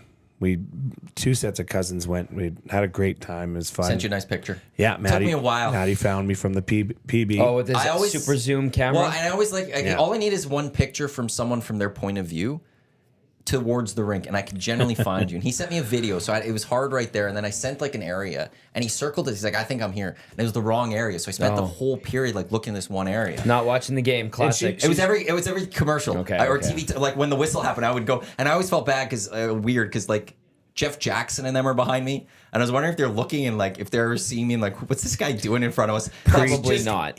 Pointing that way the entire time on his phone, not Yeah. paying attention. And then I did it to Yaremchuk. I found Yaremchuk. It was fun. She's not a diehard hockey fan. She's an Oilers fan enough, right? Yeah. But you know what she said? We're sitting there and the Oilers go down 2-0. And she's like, honestly, wouldn't you rather, as an Oilers fan, have them down 2-0 than up 2-0 right now? Yeah, well, that's And I said, not a bad holy point. smokes, that's quite astute. Yeah. But my prediction and I guess for the Oilers to win tonight, Yeah. they have to handle that early surge that's gonna come. That building's gonna Big be time. loud. That first 10 Yeah. minutes of the game, It's gonna be lit. It's gonna be heavy. Yeah. So if they can handle that, And they know it. Get a over 900 save percentage Yeah. outing from Stu Skinner, they win the game. Yeah. I mean, I think it's that simple. And listen, if Tanev is playing, Leon and Connor will come at him with everything they've got, right? Because he's How going many to have to dump-ins face are them. there going to be? Yeah. A lot. Where he is. Yeah. How many Make like him turn. And you're going to have all to of that. turn Hit from 'em. going backwards to forwards, and that's going to and I'm sure he's right foot dominant. I don't know if he's a lefty or a righty, but either way, it's not going to be the same as not having taken Kane or shot off the outside of your ankle, Yeah. right? And Kane has a heavy shot. Like let's be real. Pucks on net, pucks in corners. Old school. What Strutty I tweeted, put pucks on that too and crash the crease and stuff. what I still can't get over is the changes that Knobber made, right? That KK made And they for paid that off, game. yeah. Like He's got his Tommy, finger on his pulse of this series. You've covered that team for so long. Like I'm trying to remember a time, not just the regular season, but not even the regular season, but in the playoff game with so much on the line, where a coach with how many games does he have in the playoffs? Like 16 or something? Yeah, or 12? Whatever it is now. So that's 5 And and, so- 7. So he makes 16. those changes. Imagine being around that table and deciding, okay, let's not make one change, not even two, but let's make 3. And Wholesale change. let's put our go-to, one of our, basically your 1A and 1B go-to guy as the center with 2 guys who have 0 points in the playoffs. Yeah. Gager brought that up yesterday in two How- guys. how He's did- like, how often, or it was a cast, how often do you see not just one, but 2 healthy scratches from the night before go in I can't and remember. not just get back in, but go both on the second line? Yeah. Both going like, we're going to put you right in the top That six. was the wild contribute. part. And Yeah. then they contributed. Then With it the paid first off. goal, right? So I don't know what kind of crystal ball this guy has, or I like Perry and McLeod playing together, though. Yeah, I think it's pretty that's a good. much better combination than Perry and Kane. I think Perry can take advantage of that speed and kind of, I don't know, if it just felt like it seemed a little bit more fluid. Yeah. And Perry has the intangible of having been there so many different times, having won at that level. And he's just so like I think we've all faced a guy like that. And you just can't, they're unshakable. You know what I mean? Yeah. They just kind of, you look at them and you just, they're already winning the mind game competition. You know what? I would just love to see McLeod just railroad somebody once, because they're not expecting that. He can skate with anybody and move around. I just don't think he has I just wish he would. weight behind him. You know what I mean? Lack of Yeah, his lack of he's not- physicality. He's not a thick guy. No. Like he's, He And wouldn't have to do much because they would not be feeling it. You'd have to put a hand on the guy, and you Yeah. wouldn't expect that. And he doesn't have a mean bone in his body. But I think the he looks mean with his teeth, but well, when he's laughing and He looks smiling, he's something, always that's for giggling. The other thing too is there's less responsibility on McLeod's shoulders playing the wing. You leave it to Leon. That might help them too. It might help frees them. him up a little bit him. mentally, Yeah. maybe. Well, Yeah, I you think put Henrique in Brownie there. said it. Rob Third Brown line center. said that when you take a guy who's got all the pressure of playing center, and then you replace him with a guy like Leon, and then all of a sudden being on the wing, your responsibility is maybe cut in half. Go up and down. right? Just up Don't and mess down, up win on a the couple wall. battles. Kind of dumb it down. Yeah, Right? yeah. Which maybe he Make could it use. simpler, right? Maybe he could have used. I mean, judging by him being in the right spot in a wing position on his first goal. Yeah, it was a rebound. It was just Yeah. sitting there. Yeah, you couldn't miss. So I mean, I think that It'll be confidence he probably has now heading into this next game. Definitely higher. Yeah, 6:30 puck drop. Yep. 6:30. And 5:30 and then, pregame show or 5:00 pregame show. And then game 6 is 6 o'clock, and game 7 is 6:30. Is it? If necessary. Yeah, they announced the Stanley Cup Yeah. schedule officially, but you heard it here first on EST on Hello Hockey last Saturday when David Pagnotta revealed the entire Stanley Cup final schedule. You didn't believe us, did you? Okay, let's do this simple question. Okay. Because Mr. I sit on the fence. You have no choice. Hey, this is a yes or no question. We'll see about that. I No, always find. it is. Oh boy, here we go. If you can't take the heat, get out of the kitchen. Okay. Walk out, no problem. Oh yeah, you have no problem walking out. We all know that. Wow. I don't. I What am Round I of in the clicks, middle I round of of it? clicks for resigned that as a one. commissioner. Excellent. I wasn't Walked out. Lieutenant Eric who walked out, so I don't know. out. That doesn't You make walked sense. out. But whatever. Ask You your left us question. high and that was a dry. great Ask line. your, I didn't. I left you high and dry. Yes or no? Does this series go to Game 7? Yes. Yeah, absolutely. Potentially. I'll tell you what, if they win tonight, which I think they will, then I think it ends Sunday. Do you think so? Yeah. Okay, I let's just have put a it- feeling that it'll end Sunday because from what I understand, people are saying Game 4, they've never heard Rogers as loud as it was. It was That's- loud. It was loud. That 4-2 goal when they scored the fourth. It was Yeah. loud. The Leon, eruption right? that Leon's came goal. was Which was a just sick like it was snipe. already a little loud, but that one, Yeah. there was an extra Ripped just the- eruption Yeah. that I have not heard at Rogers Yeah. Place Yeah. before. So it's a tough barn to play in right now, right? And Bye, Gage. and so yeah, I think if they win tonight, which I just have a feeling that they will, then I think it ends Sunday. Let's think about this. I mean, the Oilers in the regular season, they would drop 2 or 3. Then they went on 6, 7, 8 win stretches. Yeah. Then they drop another 2, 3, 4. They were Then they good at went on to that 15 win stopping session. the Right? bleeding. Do you think they have a team that can put together just a masterful run here? No. Well, I was gonna. I was In about the to say, playoffs, it's a different story. Here's I the think. one thing I Just would because say. it is like playoff. Yeah, Do competitive you think the levels. Oilers are going to win in 6? That means the Oilers win 3 straight against the Dallas Stars. Do you think Not the gonna Oilers can win happen. 3 straight against the Dallas Stars? Hey, listen, if No. their blue line is banged up, I think that that's does change a lot. I think that It does. changes It's a a lot lot. of things, man. Because But that's the mentally, one thing about the Oilers winning in 6 is it has to be 3 straight then against the Stars. And Stu has to be game 4 Stu from start to finish, which Well, from the 55 well, not from minutes start of to it. finish. Yeah, from He can't be game 3 and a Yeah. yeah quarter He was good of a in game period. 3. And I said he was good in game 3. He had one bad mistake. Yeah. Or one bad goal left. But he made some yeah. really big saves in game 3 that kept the Oilers in that hockey game. I mean, Gager would have probably been able to answer this, but that mistake, right? So he had his skate against the bar, and I think that's his style, is to have the skate against the bar. You know, I don't know. Do you change that? Like, Oh, you can't change it. You can't now. change it, yeah. No, Yeah. no. It's just But an as a awareness result, thing. like 'Cause that, that it's was Gager, greasy. you can't allow that goal. But there's other can't issues allow with that that goal. one. Yeah. There was a compounding mistakes, as Matt Cassian likes to say, before it got to the point where Robertson found that little hole and tried it and it worked. So were you guys watching the? Go ahead. Oh no, I was just gonna say quickly, like if you care about trends, if this stuff matters to you, when the Rangers have won, was thinking about the Stars have won the next night. When the Panthers have won, the Oilers have won the next night. Panthers won last night, so based off that, Yeah. Oilers should win. Yeah, tonight. but what about What's the the Cat? connection Did there? the Cat What's the pick the connection? Oilers? I Yeah. don't know. It's working out that way. It's just the Rangers win game That's 2. that's all fodder. But when that's all horse okay, shit. when the know. Oilers came back don't know. and won, and I they, know. and they I was got thinking that that, too, bud. and it was 3-2 against the Canucks. I don't think it was. There was a lot of Oilers fans or Oilers pundits that thought they could take 2 in a row against Vancouver.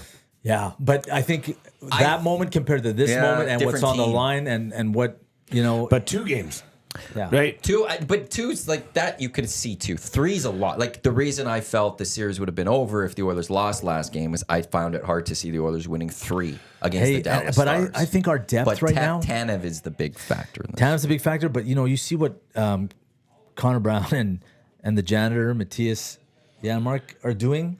God, he's Tommy's boy. He's so beautifully ugly. It's awesome. It is awesome. He's no Del Pickle. and that's the He is depth, just so right? awesome. That's not having to rely on your top 2 dogs and the guys in the top 6. Other guys are getting it done, and I think that's the difference as you get deeper. Right? Everybody's railing on Connor Brown. You know, now that he's producing in the playoffs, at the end of the day, the captain vouched for this guy. That's who ended up, you know, ticking the box, having that guy on the team, right?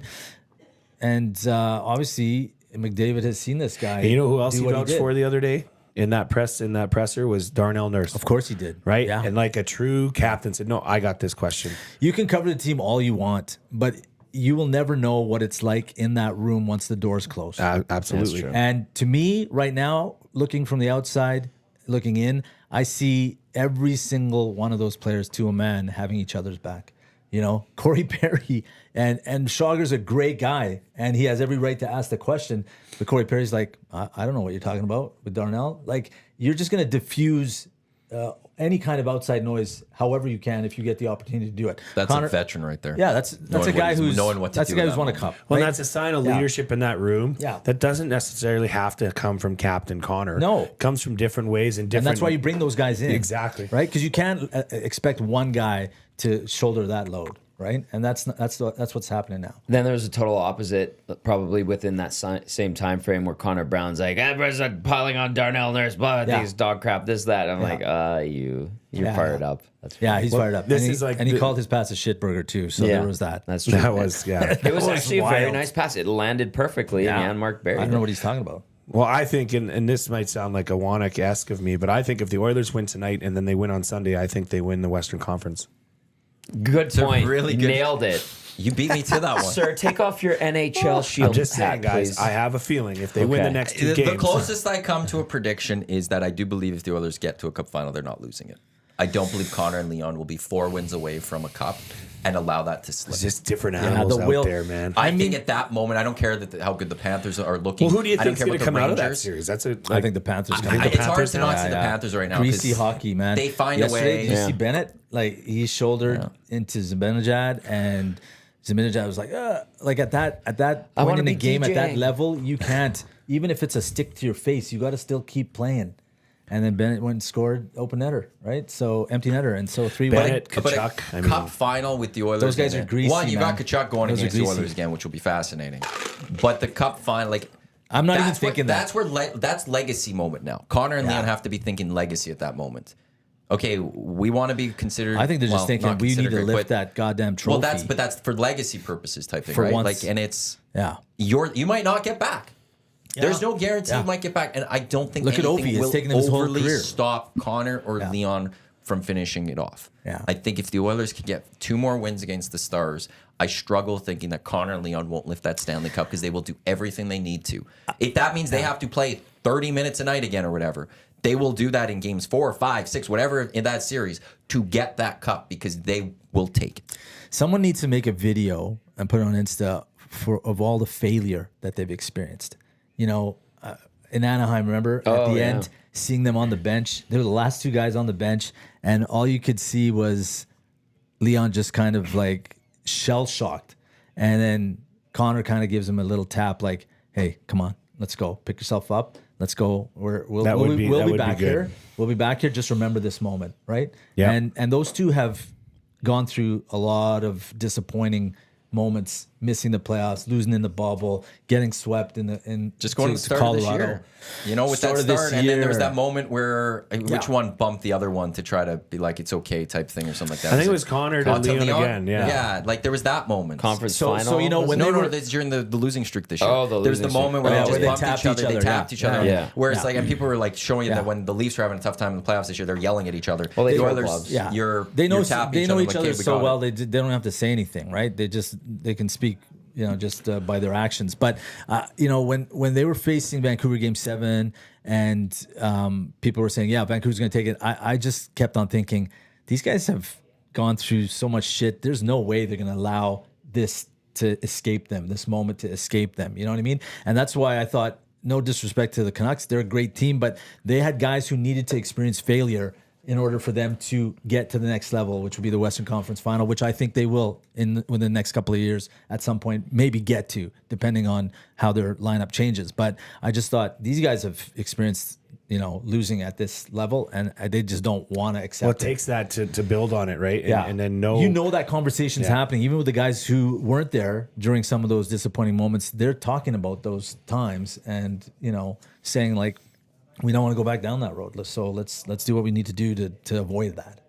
Couple comments in the nasty chat. Yeah. Matthew, LMAO, isn't it Iwanyk for I want, you know. Mm-hmm. And then double A, glue guy with the hot take, Milne Adamus. So well done with you. You get praise for your predictions, and I get ripped for when I do at my least I have a predictions. take. At least I choose. Were you? I mean, you guys have probably seen it since, but were you guys? So you guys were? Did you see Bieksa and his meat comment? Yeah. Did you see it live or? No, I had didn't to go see it back. live. And You have I to was go on back. the air. Yeah.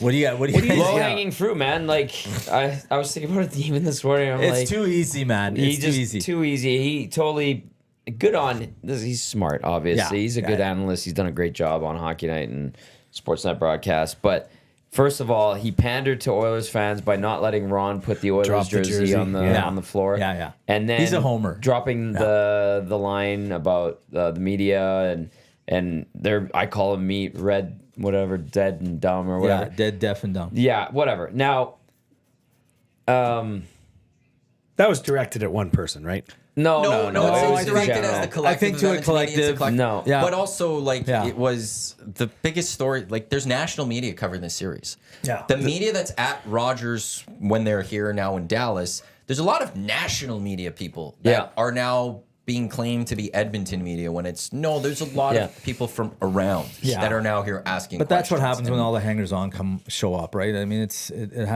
what happens. here's the thing that kind of I was like, come on, like well done executing in the moment on making that, you know, dropping that line, Kinda whatever, really and just it got loving people's attention.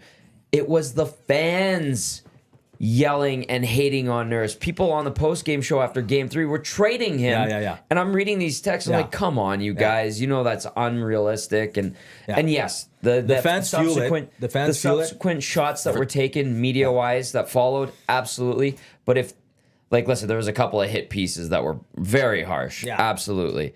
But One But by you know a what, though? non-local media. yes, but the bottom line is, like, if those questions aren't being asked and we don't talk to them, then what the hell are we doing? And That's people our job. criticize. You're damned if you do, and you're damned if you Exactly. don't. And social media is just it's a hot dumpster fire at the best of times. Yeah. But I mean, I'll tell you what, you know, asking those questions of Darnell and putting him in the spotlight, and obviously he was pissed. Sure. But you know what I think happens sometimes? You're that guy. Yeah, he got that deal. He's the 8th highest paid defenseman in the league. It was timing. It was, he had management where he had them at the time. Other Seth guys, Jones signed a massive deal. Dumba. And so then all of a sudden you're this guy making all that money.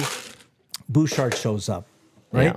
And then all of a sudden Ekholm shows up. I don't know if you guys have ever been in a work environment where you have the most experience, or you are that number one guy, and then someone else comes up and kind of maybe takes that position from you, and then another guy comes up and he's in that role. Yeah, he's the third guy now. So now you kind of maybe become comfortable thinking, okay, well, those guys are shouldering that responsibility and they're expected to do this, that, and the other. I don't maybe have to do that as much, right? Yeah. So now you're a second pairing guy and you're third in the pecking order, and you become comfortable with whatever your role is, and you don't do the things that maybe you were known for initially. I think he got like a bit of a jolt without having to hit the reset and maybe hearing all the criticism, because how do you explain 12 hits and the game he had and rushing and using your skating and being involved in the play, getting an assist? Started out horribly too for him that game. Started out horribly, but he was able to bounce back from that, right? Yeah. So, BX. I think BX's comment, to me, it came from a guy who not long ago was playing and probably treated the media like that all the time. Yeah, it was bravo, well played. Yeah. But at the same time, it's like, you guys. There's a lot of moments this year you can make that comment, and I could be like, "Hey, you got the media because we deserve it." Hey, Edmonton is a fish bowl. But that one was, to me, also though, like, I'm sorry, no one could dispute this, but the fans were the ones first riding on Nurse for a while. And they've been riding him since he signed the deal. But there's a lot of media that have also defended Darnell actually through a number of years. But if we look at who's ridden and gotten mad at Darnell or criticized Darnell the most, it's a good mix between fans and media over the last couple of weeks. It's not exclusive media. It's a lot from the fan base too. And in that moment, you can't just point to the media and go, "Your fault." Look at what you guys owe Nurse an apology. Like, but I laugh at some of the fans. I laugh at some of the fans after he made that. This one, after BX said that, some of the same fans who are ready to run Darnell out of this city are like, "Oh, I love what you said about the media. You're so right. Hey, man, pick a side. Pick a side, bro." And like, again, give me a break. You could have got that with a lot of other situations this year where then, you got the media. The fans aren't part of that one. This one, I'm sorry, the fans were part of this one. It's fans and media together. And I'm surprised nobody on that panel kind of questioned him about that. Well, Kelly Rudy was shocked. Yeah, I saw it on his face. I think the only person that could have stopped that or said something would have been Elliot, but Elliot's not there. Yeah, because Elliot's in that. Because you look at who else was on that panel. Ron was there. Ron and but Ron, was it Gazdick? Yeah, Gazdick. It was Gazdick. Well, and even Kelly, they're former players, really, and so they don't have that connection to what it is to fully be the. Well, Gazdick was in that room though. He was there. But you're not used to being a journalist. You don't know what it's like to do those jobs. You come at it from a player. Whereas you know that. Elliot could sit there and maybe say something different. Yeah, he could have. And I guess it could have been wrong. And I bet you would have. Cal in the Park, I see you've messaged back on the last part of this. But good morning, guys. Fun show this morning. Couple things. Jay, did you not get the shorts only memo? No, I didn't. He didn't shave and his you're wearing legs. Cowboy. Oh no, those are just boot boots, not cowboy boots. No, those are what are those called? Blundstones. Blundstones. Yeah. Are there lineup changes for the Oilers tonight? They're not on the ice till 11:30 our I think time. it's the same lineup as what Nauber said. But 11:30 Central, so that's 10:30 our time. They're on the ice. Yeah, they're on the ice now. We'll get updated. They're getting there. They're getting there, aren't they? It's 11:30. No, 11. Oh, it's 11:30. It's 11:30 The there. thing is 11:30, so that'd be Central. Oh, okay. That'd be 1 hour so ahead. that would be 10:30 here. And they're talking about who they're. I see the daily media chat right now. Yeah. They're still lining up who to they're talk going to to? make available. So they haven't talked yet. And then Tommy will be at Hudson's West Edmonton Mall tonight. Any idea for They should make anywhere Broberg available. I'm just kidding. Sunday or Tuesday? To be determined. Yes, that's what I told Cal in the Park. It's kind of a day by day I just when didn't you're know if talking you had to them. something extra there. But if you, How about Broberg though, man? What Not- in the yeah, heck? not Hey, This guy's nails. Hey, he was all right. Like let's No, I not know let's he was not all get right. too hot and horny over this. Okay, here's a question. But you can't help but get a little bit horny, dude, because like this No, guy it's has how many getting ahead of games does he ourselves. have under his belt? 81 in the regular season. Imagine now the 11 pressure in the playoffs. though. Do you? No, there was. He's third pairing guy. Yeah, but still, you don't want to mess up. Well, at least he didn't get the He 3 was. minutes. He looked too. shaky. Actually, the whole defense looked shaky in the first 10 minutes. Well, the team did. Well, frick, who? They let 2 goals in, and But they were- one like, of the them was defense so were- the bad. anthem singer looks Crossed up. shaky after that start, dude. If you're Chris Novak, do you make a lineup change going to this one, or this you just won, you stick with the same No. up, or I think do it's you changed. do, Hey, listen. or do you do a Broberg for Desharnais, make that switch? No, that's something, no. That's something No, Cass no. kind of. KK can do whatever he wants, man. I'm not going to second guess anything that guy's doing. What Look he's done. what he's done. dude. Any of these But he might make that big, change. this guy's got stones decisions. Well, actually, what is have it? I worked saw the out. joke that He could change the pregame meal to samosas. I would be like, yeah, the go Talus for it. balls You do are it. now the Chris Knobloch. That should They be should the be named top after balls. Chris Knobloch. Yeah. No kidding, man. The brass balls out there. That's those actually for Chris Knobloch. There was at one point in the broadcast, there was a graphic from all 4 coaches, right? Laviolette, DeBoer, Maurice. The Knobloch, remaining coaches. Knobloch, Maurice, and the playoff experience that they have. Everybody's in triple digits, and Knobs in like under 20. Crazy. wow. And, What is like? I don't know. What is this guy DeBoer is made great, of? but he's never won the cup. He's gone so far. Same with Paul Maurice. Same Gone with so Maurice, far, yeah. can't win. Laviolette And- did win. Yeah. But he's always been so great, and then there's Chris Knobloch, the young guy who's very stoic and very. I honestly think that unmoved. the It's big incredible. thing here that Knobloch brings is almost undeniable now is like open lines of communication. Open lines, yeah. His Whereas- connection to the yeah. players, I think, is what is allowed for this success to And there's a respect flourish. level there, obviously, from the players Totally. to him. Yeah. Where maybe he's not deserving of such respect yet. But I think because of the open lines of communication, even communicating bad things that you may not want to hear. Yeah. But at least he's got the balls to do that. Look at in the newser. He's like vanilla, man. The emotion is even keel. You know, he doesn't get fired up if a guy is messing up or, you know, they have a bad game where it's clear to everybody else that they had a bad game, but he's just taking Very that chill. total chill, man. Portions of this hour of the EST Hangout presented by Hoots are brought to you by the High Product Marketing, official merch partner of EST, promotional products that bring the buzz. Check them out, highproductmarketing.com. Chelsea doing the great job with the green and gold EST hats that will have limited edition. I know a few people have reached out to me. Put it on. What does it look There'll like? be, I can't, I'm not, you're not a hat I'm not guy? ruining it. I'm not going to put it on my hair. I don't need to get my hair product in here and sell it. What kind of product are you using, Maddie? It looks good today. Finesse. Is it It's- Swedish hair cream? Is No, that it's Paul just Mitchell? like there's just there's some paste and then there's like a Is it hard a or- spray. It Oh, should be a yeah, little bit. yeah, it's got a little- I put a spray in after because it will flop down. If I that don't put it. felt like my But hair in then the 90s. Once I You had good once hair, I just nice. rub it, then it'll be fine again. It's all gone now. But the Hive did a great job with these hats. Stay the tuned to Hive, the eh? store. Yeah, Okay. they do some good things. Check them out. High Product Marketing. When do you think those are going to be available? We've had Monday, several I people. think. Monday, I think. Okay. But some people have reached out, and I will talk with them. Limited edition will be $39.99 plus GST. Very quick sales. I'm and all that. co-hosting the damn show with him, and I guarantee you, I'm still going to pay for that hat.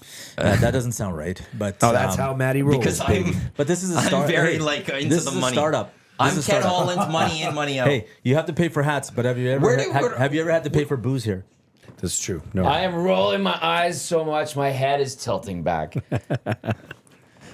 About what? It's Paying for a hat? potentially- He's like, I got money in, money out. He I'm money is in, money like out. that. He- I'm money in, money out to try to keep But that's the things kind of guy going. you need running the thing, man. I Otherwise- know, but yeah. I can still roll my eyes Yeah. so much that my head tilts well, back. when you have the title of coup, yeah, you are chief the best operating coup officer around here. I mean, you got to watch your pennies, Yeah. baby. Damn right. Well, I want to be able to do more of these things. He's a If hard. I give all these away for free, We're I not just- giving them away. Well, you want one for free? No, I said put it on my tab, which I will not pay. Because then I want to be able to. Hey, well, we can do other things, and then it's We just all work money, for the money. damn company. Don't Okay, care. hey, how about this tonight? Is the power play gonna? No. Is it gonna cash I don't in? know. I don't know. It might. It might. It's got Oh, to. so I'm who's feisty. I'm being mad a about the Iwanyk hat. over there right now? Ooh, Wow. What do you say? What do you say? you're Who's sitting on being the a fence. Iwanyk over there right now? I think they're working on a different. I think they're working because obviously whatever they're doing right now not working. Yeah, so simplify. they got to come. You know up that with that a- little drop back that they do where McDavid carries Slingshot. that's not working. Yeah, that Although I don't know if zone entries is the issue. Anyway, sorry. I just needed to jump in. We get back on this conversation. Derail. I just want to do the keyword now for the $100,000 hole-in-one contest presented by Golf Town at the Ranch Golf and Country Club, July 3rd. 25 contestants will have a possible chance to swing for $100,000 on hole 17, 180 yards out. Get your phone out, 780-218-9999. I will throw up the keyword right away, and you'll have to text that in to be the qualifier today. What's going to happen, we're qualifying people all day today, also in the lock shop, during the oil stream. We'll qualify in Hello Hockey tomorrow. We'll qualify in the VIP Golf Show on Sunday. And of those 6 people, Monday morning on the morning show, Lieutenant Eric and Joaquin Gage, they will call someone in the morning, and that person will be one of the contestants on July 3rd. The hole-in-one contest presented by Golf Town. Swing big this Father's Day. Find dad or yourself the perfect gift at Golf Town. Save big on huge deals on TaylorMade in-store and online now through to June 3rd. Don't miss top deals like the Sim 2 driver for only $330, 25% off TaylorMade bags, 2 dozen prior generation TP5 golf balls, only $80, plus much, much more. More information, golftown.com. Visit them in store this Father's Day. Give the gift of golf. Some exclusions apply. Golf Town, your ultimate destination for Father's Day gifts. The keyword today, bogey. Bogey, 780-218-9999. Bogey, B-O-G-E-Y, bogey. Get that in right now, and you could be one of the qualifiers with the chance to possibly swing for $100,000 on July 3rd. 180 yards out. I don't know if you know of the ranch 17. Well, I don't know if some people might not remember the hole or whatever. Right. What are you swinging? Perfect day, clear conditions. We're not talking about winds. 180. I might be pulling out the G410 4-iron. Ping. Nice. I like that. What are you swinging, Tom? 5-iron, just to be safe. I think, it depends on the wind. You know, But it's an iron, right? I'm taking the wind out of this right now. Yeah. Okay, Because we got to say what you're thinking about. I'm popping it up, though. We'll do clear Four is a conditions. lot. I'm flushing a 6. Oh. Flushing it. You're Hard flushing hit. it too. Hard Flushing hit. it. Yeah. That's over the water, right? Yeah. It's got water. Well, it's got the one corner, and then if you hit the left side and it's a bit heavy, she's going down. It's coming down. Yeah. But it is kind of sloped exactly. down a bit. So if you know how to backspin it a little bit, you could go a little long and bring it back. Oh, I don't know how to control that. Who's sponsoring that? Is that DeBoer's? Golf Town. Town. Oh, yeah. I'm just kidding. Here's a question: Have you guys? What are you hitting? Oh, if you knew, so you man, want me they to- could have been, but Wait, he's gonna give you like an answer with 3 different irons. Perfect. There's a- I'll pull out I a would- hybrid. No, it'd generally be like a 5, but I want to go longer, so I'd pull out the 4. So I'd tee up with the 4. I'd take too many swings, practice swings. I'd stand at the ball, approach it for too long, overthink it, and then I would chunk it to the tee box in front of me, and then I'll throw my club and I'll go walk by the bushes and just sit there quietly and sulk. Yeah, he Good does answer. that. How close have you guys ever? Have you ever gotten one? And how? If not, how close? Couple in like 3-4 inches away. I haven't been within a foot. I think Okay. he's like, I A haven't. couple of inches, like within like an inch and a half, I've been. Inch and a half. Something like that. I was. How long was that? I can't remember how where? long it was. It's a course that's closed now. There was a not a par 3, a 9-hole course in Sherwood Park. Okay. I forgot what it was called. Fox Run. No. Maybe it's just Sherwood Park. Golf the or estates. something. They're yeah. It's in that area. Yeah, it's closed down now. It's houses. Yes, and it's just like Yeah. Well, and even I think the course it's just the What grass is what growing a or something. crazy joke that was. So they built course? this. No, yeah. So Well, the whole story the behind whole this story course was they thought you were sold gonna it say to the Dragon's Den. developer or something where it's called the Estates or Sherwood Golf Estates or something. Okay. Because there was a golf course there. All right. And they started building these mansions around it, and then the developer just decided to grenade the golf course Oh, no. and build more houses. So here these More people were profitable. thinking, yes, way more, Way more. way more. And then all these month people golf thought they were season. going to have a golf course community gone. Yikes. So there's like lawsuits, and I'm not like that's like a very That sounds like a 10-mile view 30 of for it. 30. But it Hosted by Tom it was Gazzola. bad. Yes. Yeah. It wasn't a bad course too. It was. You'd it have was to do okay. it twice. It wasn't bad. It was okay. Yeah. I remember hitting a tree and it hit the tree and then it went behind me. So I had a negative yard shot. nice there. shot. I've been within a foot, stuck it, and it was like a BC course. Yeah. That would have been amazing if it went in. But anyway, I love when your heart stops. You're like, maybe. yeah, exactly You right. get out there like, oh. So, but here's my hole-in-one story. Did you get one? No, I didn't get one. But I grew up playing Millwoods, right? Golf course all the time. And if you're familiar with, I like Millwoods. yeah, it's a fun track. I I like love it. Millwoods. They keep it in great shape. You know, it's built on a dump, but it's awesome. is Rundle Park. The first par 3 along 66th Street there, hole number 4, I think it is. Yeah. So I used to play with my uncles back in the day, and one of their buddies was playing. He'd been playing maybe a year and a half. and he used whatever it was. I think it's like 140, 150 Yeah, it's a yards. nice short one. He hits it. Worst swing I've ever seen, right? This guy just learning to play this game. Hits the ball. It lands at the front of the green, rolls uphill, kerplunk. No. Drains it on that hole. We're all looking at each other. We're like, wow, that I can't believe that went in and this guy did it. So yeah, awesome. This guy hadn't been playing more than 2 years. Damn. And then last summer, a friend of mine who I used to work with, Kathy, and she's a great golfer. We're out at Millwoods, and we get paired up with this dude, and we see him in the parking lot when we're getting paired up, and this guy looks like a bit of a loose cannon, and we're like, oh God, this is gonna be crazy.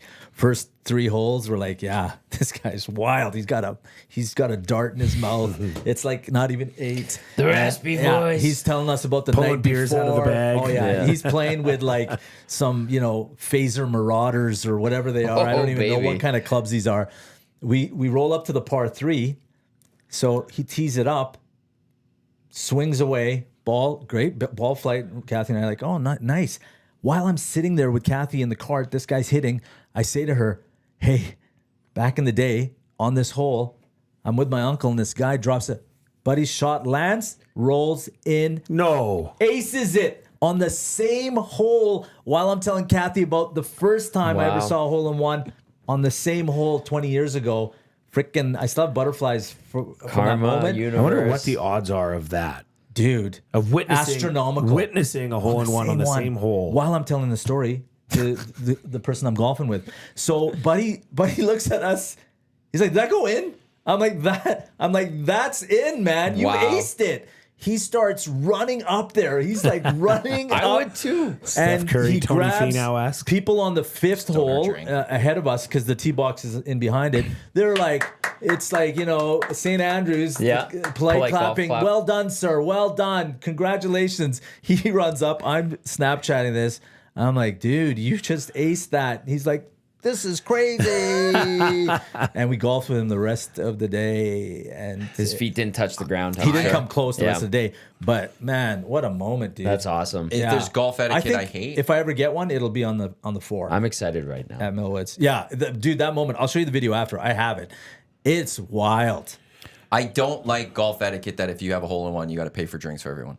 It should Yeah, just be that your group. sucks. It should just Yeah. like if It I'm, doesn't like, make sense. It does, so everyone at this course. I don't now think has that to- guy I have bought to drinks for pay. anybody that No, day. I know No. it should, but there's like an expectation that like if it's heard if on the course, I if think somebody got a that's- hole in one, okay. you're supposed to go into a clubhouse and Yeah. Do you know where that's derived from? I think is from Scotland. private courses where Yeah, members, clubs. because you as a member at private courses, you can pay an insurance at the start of the year that's like $50 or something, and then that insures your beverage purchase for if you get a hole in one. That's a fair. solid That point. is I good. saw actually a TikTok maybe a couple of days ago about insurance you can buy in Asia. It's not cheap. It's not expensive, Yeah. but It's it $100 covers you. Yeah. Yeah, $100. It's like $100, but it covers you the up to $3,000 tab or something. I heard it covers you up to $50,000 or Yeah, something. it could. Wow. It may be in that Southeast Asia. But I go to the ranch. I hit a hole in one. I don't want to buy rounds for everyone else. Like if anything, people should be buying me. But if That's I'm what I going, think. if I'm gonna buy rounds, I'm doing it for the people I'm golfing with. If the 4 of us are in a hole or golfing, I hit a hole in one. Boys, drinks on me. Yeah. Let's I'm go gonna try and celebrate. find you Let's guys go the do video this. because it's But some random person I don't know. I'm not buying you a damn drink. Yeah. Screw off. You don't know who the hell I am. That I almost would be like, Kate, we're doing this, but we're not going to the clubhouse for this. We're driving somewhere else, and I'll buy you guys drinks. Yeah. I don't need someone else to know about this. I hate that etiquette, that part of it. Now, my buddy Guy brought me out to Highlands last year. I played it for the first time ever. It was an awesome time, and that clubhouse is Fun track. beautiful. So a member got a hole in one that day, and he brought everybody around in that clubhouse, and people were just there for dinner, and it was packed, and he had no problem. Obviously, you need to have a bit of scratch to be a That's member probably at like a Highlands. one of the nicest views Yeah. out a clubhouse gorgeous. for hole 19. and they're great making spot. it even better this year. Like Gorgeous. they're putting money We had into it. we used to have our Christmas annual general or Christmas time annual general meetings at Bell at Highlands. It's a great clubhouse. Beautiful. We weren't allowed Christmas parties. We had annual general meetings. Right. And Dusty hosted it, and he would even be like, "Hey, minutes," and Right. we had Oh a my great God, time. that's awesome. Congratulations to Dave. He's the qualifier for the $100,000 hole-in-one contest presented by Nice. Golf Down at the Ranch. Keep your phone on Monday morning because if you get the call, you then will be a contestant with a possible chance to swing for $100,000. Norman at Combine has texted saying, "My boy Brody has won at Glendale." Hell yeah. And also Glendale, he says, has that rule. So I'm assuming the rule is you got to go pay for everyone. Glendale's great. I don't know if you've ever golfed. It's fantastic. Yeah. Golf in Glendale is fantastic. It's a great place. Glendale's a great track. Yes, It's absolutely. awesome there. Highlands, Glendale. There's, you know what? I've never done Highlands. I'm going to try that one. In this city, Great the video. golf courses are solid. I would say even compared to the golf courses in Calgary, I'm not just trying to crap on Mickelson is them. the best. Mickelson If is, you have a yeah. chance But to go if you have golf Mickelson $175 or whatever the price I is. paid it. Did you? So it was actually perfect. You played there? I played it a couple years ago. That's Me, awesome. my brother, and buddies, we were going down and we were going to, and we're like, we got to go play Mickelson National before it turns private. Yeah. Look at that. Just That's the for the guy. record, Min was just showing us the video of the hole-in-one, and at I this must say, Min, your descriptors of this beauty Dark were guy, spot on. for sure. Awesome, bro. Dark guy That is for dark sure. guy. Yeah. But so That is Dart guy. He's a I dark was guy. we're in a golf tournament at the ranch the week prior. I won the 50-50. Dark guy. And so when I won the 50-50, I immediately was like to the boys and my brother, I'm like, I'll pay for Mickelson. Like it's on Oh, the 50. nice. Because I was with two of the buddies already, and we always have like if you split the 50-50 almost and that. So I was like, Kate, no, like I won the 50-50. I'll use this towards Mickelson. So we went and Well done. covered that round, and it's a great track. Yeah, I've heard a buddy of mine had a membership there, and yeah, he said it's top shelf. It's one where it's got its challenges, but Where is it in the city? Is it in the city? What are you talking about? Mickelson National Golf. Course It's in Phil Mickelson's Calgary. first straight ever. south of downtown. South of downtown? No, it's west. I thought it was It's the west. one. It's on the way to the mountains. It's actually across the highway from Callaway Park. Oh, it's out there. I forgot what the area is called. Oh, that's It starts with a C. I'm kidding. not Chestermere, but No, Chestermere's Chestermere's east. Springbank. Springbank. Does it Yeah, also there's smell like there's an cabbage, like airport. most of Calgary? There's an airport Yeah. there, and so you even see the small planes Oh, flying so in and it's out. like But mountain it's just view outside. ranges. You and- look to yeah, the west, and you still got the mountains. Yeah. I gotta play there. Beautiful. I They've gotta got find a way to play great there. clubhouse. They have launch pad there. They should probably host you which guys. is the golf town. They should. It is worth to me. It's worth that price. What's as a golfer. the station's home track here? It's the ranch. Ranch. The ranch? The ranch. Oh yeah. Yeah, De ranch facto. Ranch Well, is a Murray's great got a track. show on You can't go Sundays wrong here. with Big that. true that. Yeah. True that. I've grown up northeast Edmonton, so Ravencrest. It was Ravencrest. That was the Love one. Ravencrest. Then Quarry was added there. Garrison and I now love Quarry. Cattail. So- Forgot what I love had- what was Legends. it before Corey's Hunters Green? gorgeous. It you was remember? Lakeshore. There was one between, I think, Hunters and Lakeshore. Then It was called Lakeshore, then Then it went Hunters to Hunters? Green, then Cattail. Gord Shamahorn and Mark Beck and that group bought it and put a bunch of money into it. Beautiful clubhouse now. Cattail is on the up and up, 100%. 2 weeks ago, I'm playing Ravencrest, hole number 11, the short four. yeah, Yeah. With the green and it's got the water in behind. yeah. So I cranked my second shot, and I guess it must have rolled off the back. And I went up to go look at it, and there was two geese to the right. They must have had it like little goslings or whatever, or a nest or something down by the water. Well, Mama Goose came at me hard, Just get and I was big. just like running Get from big. it, and it just got his wings are out, and my his worst mouth was nightmare. open, That's my and worst the nightmare. tongue was sticking out, and it was just like making Hissing this at you? hissing sound. Yeah. And everybody that was with me were Connolly again was with me, and Kathy and my buddy Sandy, and they said they wish they would have videotaped it That's because it hilarious. looks like something straight out of. Lamb Four, Kingdom. 3 or 4 times here, I've been attacked by geese at a golf course. Yeah, but usually they're can't pretty do it. good. I don't like it. Also, Usually they're- I Just also- gotta get big. I also hit one once. on a- Oh, a coyote ball? meat. There was a bunch of them. It was a par 3. I was at a tournament. Yeah. And I thinned it. It went directly in the group of all of them. You thinned and I your- nailed one of them, and they all went away, and the other one limped away. And I was like, I killed this goose. Yeah, probably. the coyote's gonna that's get tough. that. And guy. now they're gonna like. That's Yeah. probably why they've started attacking me more now. Did they you know. see in the shouldn't be hanging around golf LPGA yesterday? There was a Randy Johnson hit the bird. yeah That that got got splatted on the killed green. it on the green. Yeah. Like Wow. direct shot. It was flying over the green and it went. Speaking about dart Fluky. guys, though, there's a dart girl on the tour. Did you Yeah, see? dart girl. Yeah, she's She's- like John Daly of the LPGA. She's pulling on a butt, Yeah, she got the dart. signing. She's hacking Who a is dart, that? signing. I I don't know. forgot her name, but Nelly Corda had. There was a picture of her with the showing wild. her the picture of it, like Yeah. showing her. The I picture saw that the she I was saw in the shot. tweet, and I was like, And she really? doesn't look like John Daly. No, she does not. No, she does Quick not. update from Dallas, if I may. Go for it. Thank you, Glue Guy, for bringing it up. How's the weather? Beautiful. It was like 100 degrees and humid, apparently. Daniel Nugent Bowman from the Athletics says Solid. Carrick is in for Ryan. Fogel is skating in Kane's place. It's a placeholder because Kane doesn't take morning skate. Otherwise, status quo for the Yeah, not Oilers an based optional on their skate. game So 4 Carrick line. in for Ryan. Looks like it. I don't mind that. I don't You guys mind all that. told me no changes. I'll take that swap. Well, that's what You know Bit what? my Not- head. not upset, You guys but- bit my head when I asked that question. Well, it's funny when you actually put an opinion out there. Yeah. I think we bit it harder when you said you're not picking the winner for tonight. I don't do those predictions. I will have opinions on other things. Great golf talk, though, guys. I love golf. Yeah. I could talk And if golf people all are day. wondering what this hat is, this is Yes. this is the 16th hole at the Waste Management.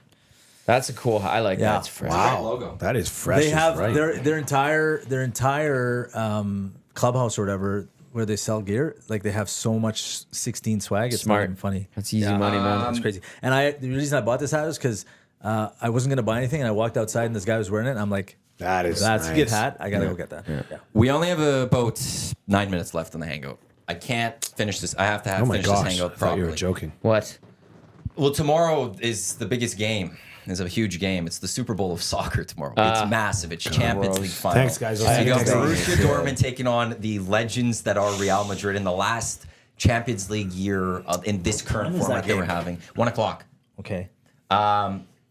Do you think? I know you're going to be cheering for Dortmund. Do you think they have a shot at beating Real Madrid? And the legends that are like the team that is the DNA is Champions League. But are they still that team? Based on this year, they are. The Real Madrid always finds a way to win. They have Carlo Ancelotti, the manager, who has more Champions League victories than anyone else in terms of 5 titles or 4 titles. He's looking for 5. Luka Modric, I think, is looking for 6. There's a couple guys looking for 6 there themselves. And you're taking on Dortmund, who they've been to the finals, but they can't get it done. Yeah, I mean, based on their record, they're going in against an undefeated Real Madrid team. It's not looking good. They're plus 425. I doubt that they will beat Real Madrid, but on any given Saturday in the Champions League final, anything can happen. Couldn't they go score 2 Where is it being goals? played? It's been London, Wembley. Oh, it is Wembley. Because the last time it was in the Wembley, Dortmund lost to, I think, Bayern in the final. So it's, I struggle betting against Real Madrid. I don't know if Dortmund has 2 goals in them. Real's scoring a goal. Vinny Jr. is scoring a goal. Yeah, no, That's what I there's was no going doubt. to say. Yeah, or maybe Jude Bellingham. Maybe Vinny Jr. is going to score a goal. Vinny Jr. is amazing. Who's Vinny Jr.? He's a Brazilian star. They're all great. He's a rock No, star. but this one he's special. I'm really hoping one day because they're bringing him Mbappe. They You know try what's to throw great him is away. on the score app, the chat. When you go into the chat for any game or whatever. Oh, that's a dangerous place to be. Oh yeah, I don't partake. I just read, but it's entertaining. Don't worry, guys. Always be confident. Real Madrid will win the champions. Like their fans are uber confident. The crazy right? the Champions League used to be played on a Wednesday. How many times has night, Real I think won? the final? Like 15 14. times? 14 times. 14 times. Yeah. And Dortmund I don't think twice, they have. once. Have they? I don't know. Dortmund. Let me check here. But when my club's not in it, like I don't really give a rat's. Yeah, It's, same. but it's like watching a Super Bowl to Yeah. me still. Like it's I a think big match. I think the only reason I would tune in to watch is to see if they get upset. The Champions League winners once 96-97. Dortmund. You know what? I've been to Wembley. I've watched a game there, and it is an amazing barn. And this is after all of the upgrades and stuff that's happened there. It's an amazing place to watch a soccer game. And so I would say there'll be equal amount of fans there. Oh, yeah. And Yeah. I think anything can happen. That's but the thing. Obviously Real is didn't favored, right? Well, and the thing is, Missed. Real has had some nice comebacks in this Champions League tournament. Yeah. So it'll be fascinating to watch. It is. I mean, 6-0. That reeks to me of potential upset. You've won everything Yeah. to get there, and now you're there. But they've got the pedigree to see it it's through. the thing that I find fascinating is like that North America doesn't understand just how big this actually is. Yeah, well, it is- and then this why is- would they? I Because a refuse lot to of people aren't understand. even fans. Well, of but it, there's So- going to be more people watching tomorrow's football match I would love, than though- watching the Super Bowl I- around I- globally. I Like would lo- this is a pile of big I'll tell deal. you. I'll tell you one thing I would love to see from the soccer world come over to North America is save sections for visiting. Yes. fans. Like why don't we do that? And also I have think it would be supporter great. sections, just of And- your own. And it would just bring like the energy would be amazing because when your team scores and then there's the visiting section, you would be able to taunt them, mercilessly and Well, when the and Leafs be and the able to, Habs like, come to the trash town, talk they're them. the best games. They've got like because their 7,000, fans show 8,000 up, people, right? Yeah, and it brings the best out of Oiler fans. from you a do that. marketing What? perspective, I think it would be amazing to have a whole section just full of Leafs fans or Canuck fans or whatever, right? So who's going to win the soccer game tomorrow? I think Real Madrid's going to win.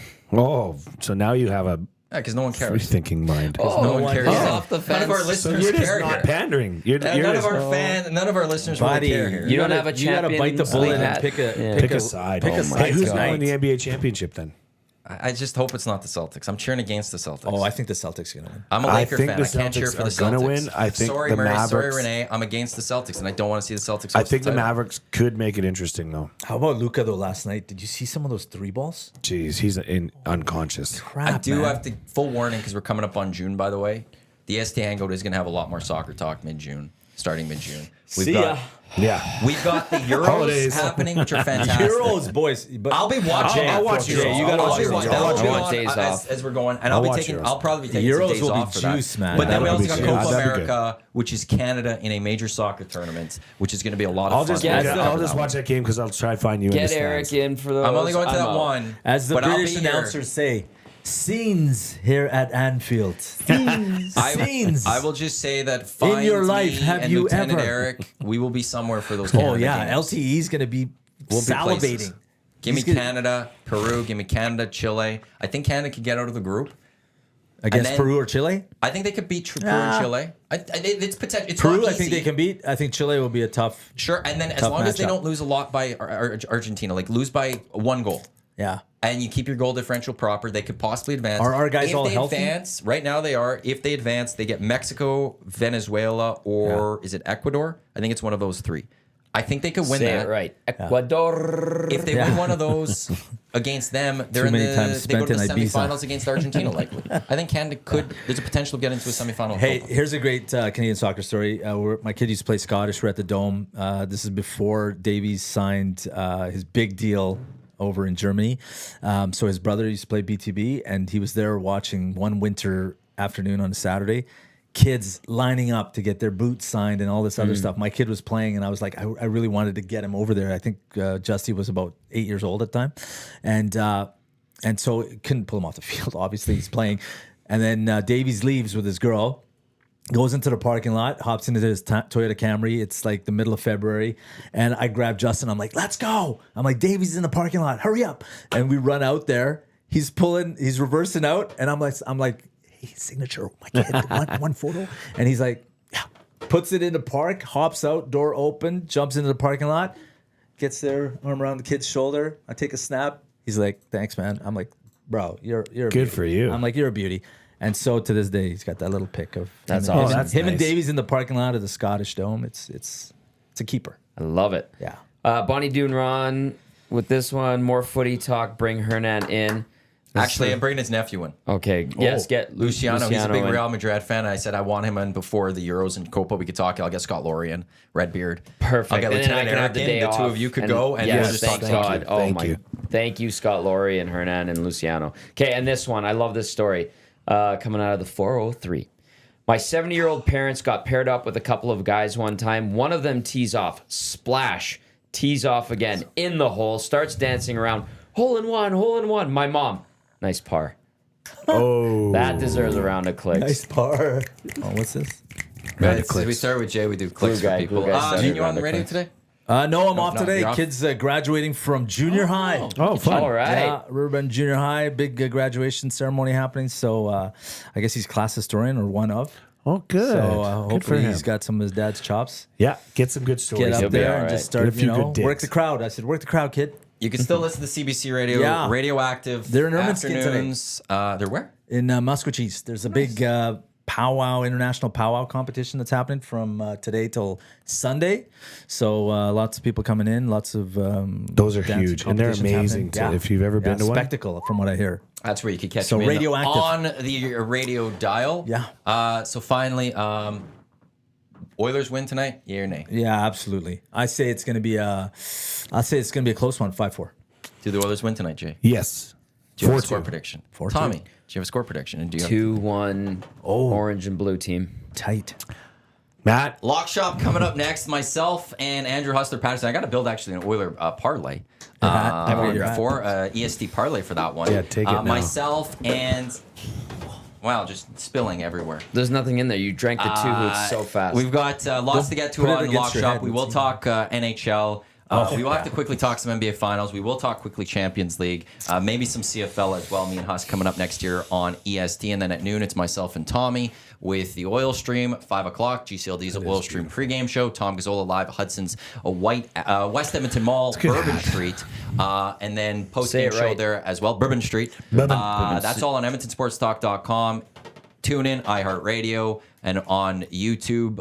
Reminder, we will have, I'm just trying to remember, Riverhawks game tomorrow, I believe, right here on the station. We'll have Huddle Hockey at 10 o'clock in the morning. VIP Golf Show, 8 o'clock Sunday morning. We've got pregame show Sunday as well. Yep. That's a 6 o'clock start, which means you're on at 4:30. Stingers, their home game at 4 o'clock. Head down to the Expo Center, get your tickets for that one. Riverhawks beginning their season tonight, but they're back. They're in Edmonton next weekend. You can watch Dusty calling the CFL, the Elks tonight, taking on the Lions in preseason game where they have a lot of youth. Is that the same guy that's in here that's doing the play-by-play? It's very somehow similar. he slums it with us every so often. We're I'm so kidding. lucky. Hey, I'd be remiss if I didn't add to this, though. Stingers and the Riverhawks broadcast in Punjabi play-by-play. Yes. Very well done. 5:80 a.m. I think it is. Yeah, 580. I think yeah. it's the 580. My channel. radio Yeah. 580. Yeah. Sapreet Buttar and the folks over there. Sweet. Doing some fine work, yeah. representing. There's a lot happening. A lot going. Then next week it's busy here next week as well as. Are we talking about the Oilers in the Stanley Cup final? Maybe. We got the Damn. Elks What do you first think, week Matt, of the are we? season. Yeah, what do you think, We're Mandy? going to find out. Yeah. That's all coming up and then another chance to Should be a qualify coming up. politician. Yeah. $100,000 hole-in-one. We got Tax the cuts Great coming. Outdoors Comedy Festival. Those coming up in the next two shows on behalf of Tommy, Jay, Min, I'm Matt. Thanks for tuning into the EST Bill Hangout 20. presented What is by this? Two Hoots. Hard Ice Bill Tea. 18. Bill Lock 21. Shop coming up in just Bill a few minutes. 25. Don't go anywhere. too good. Let's go. There you go, right in front of the camera. First time guest, long time listener, fan of the original draft commissioner. Welcome to the EST Hangout presented by White Claw Hard Seltzer. The difference is clear. Matt Iwanyk, Tom Zola with here. Joining us today,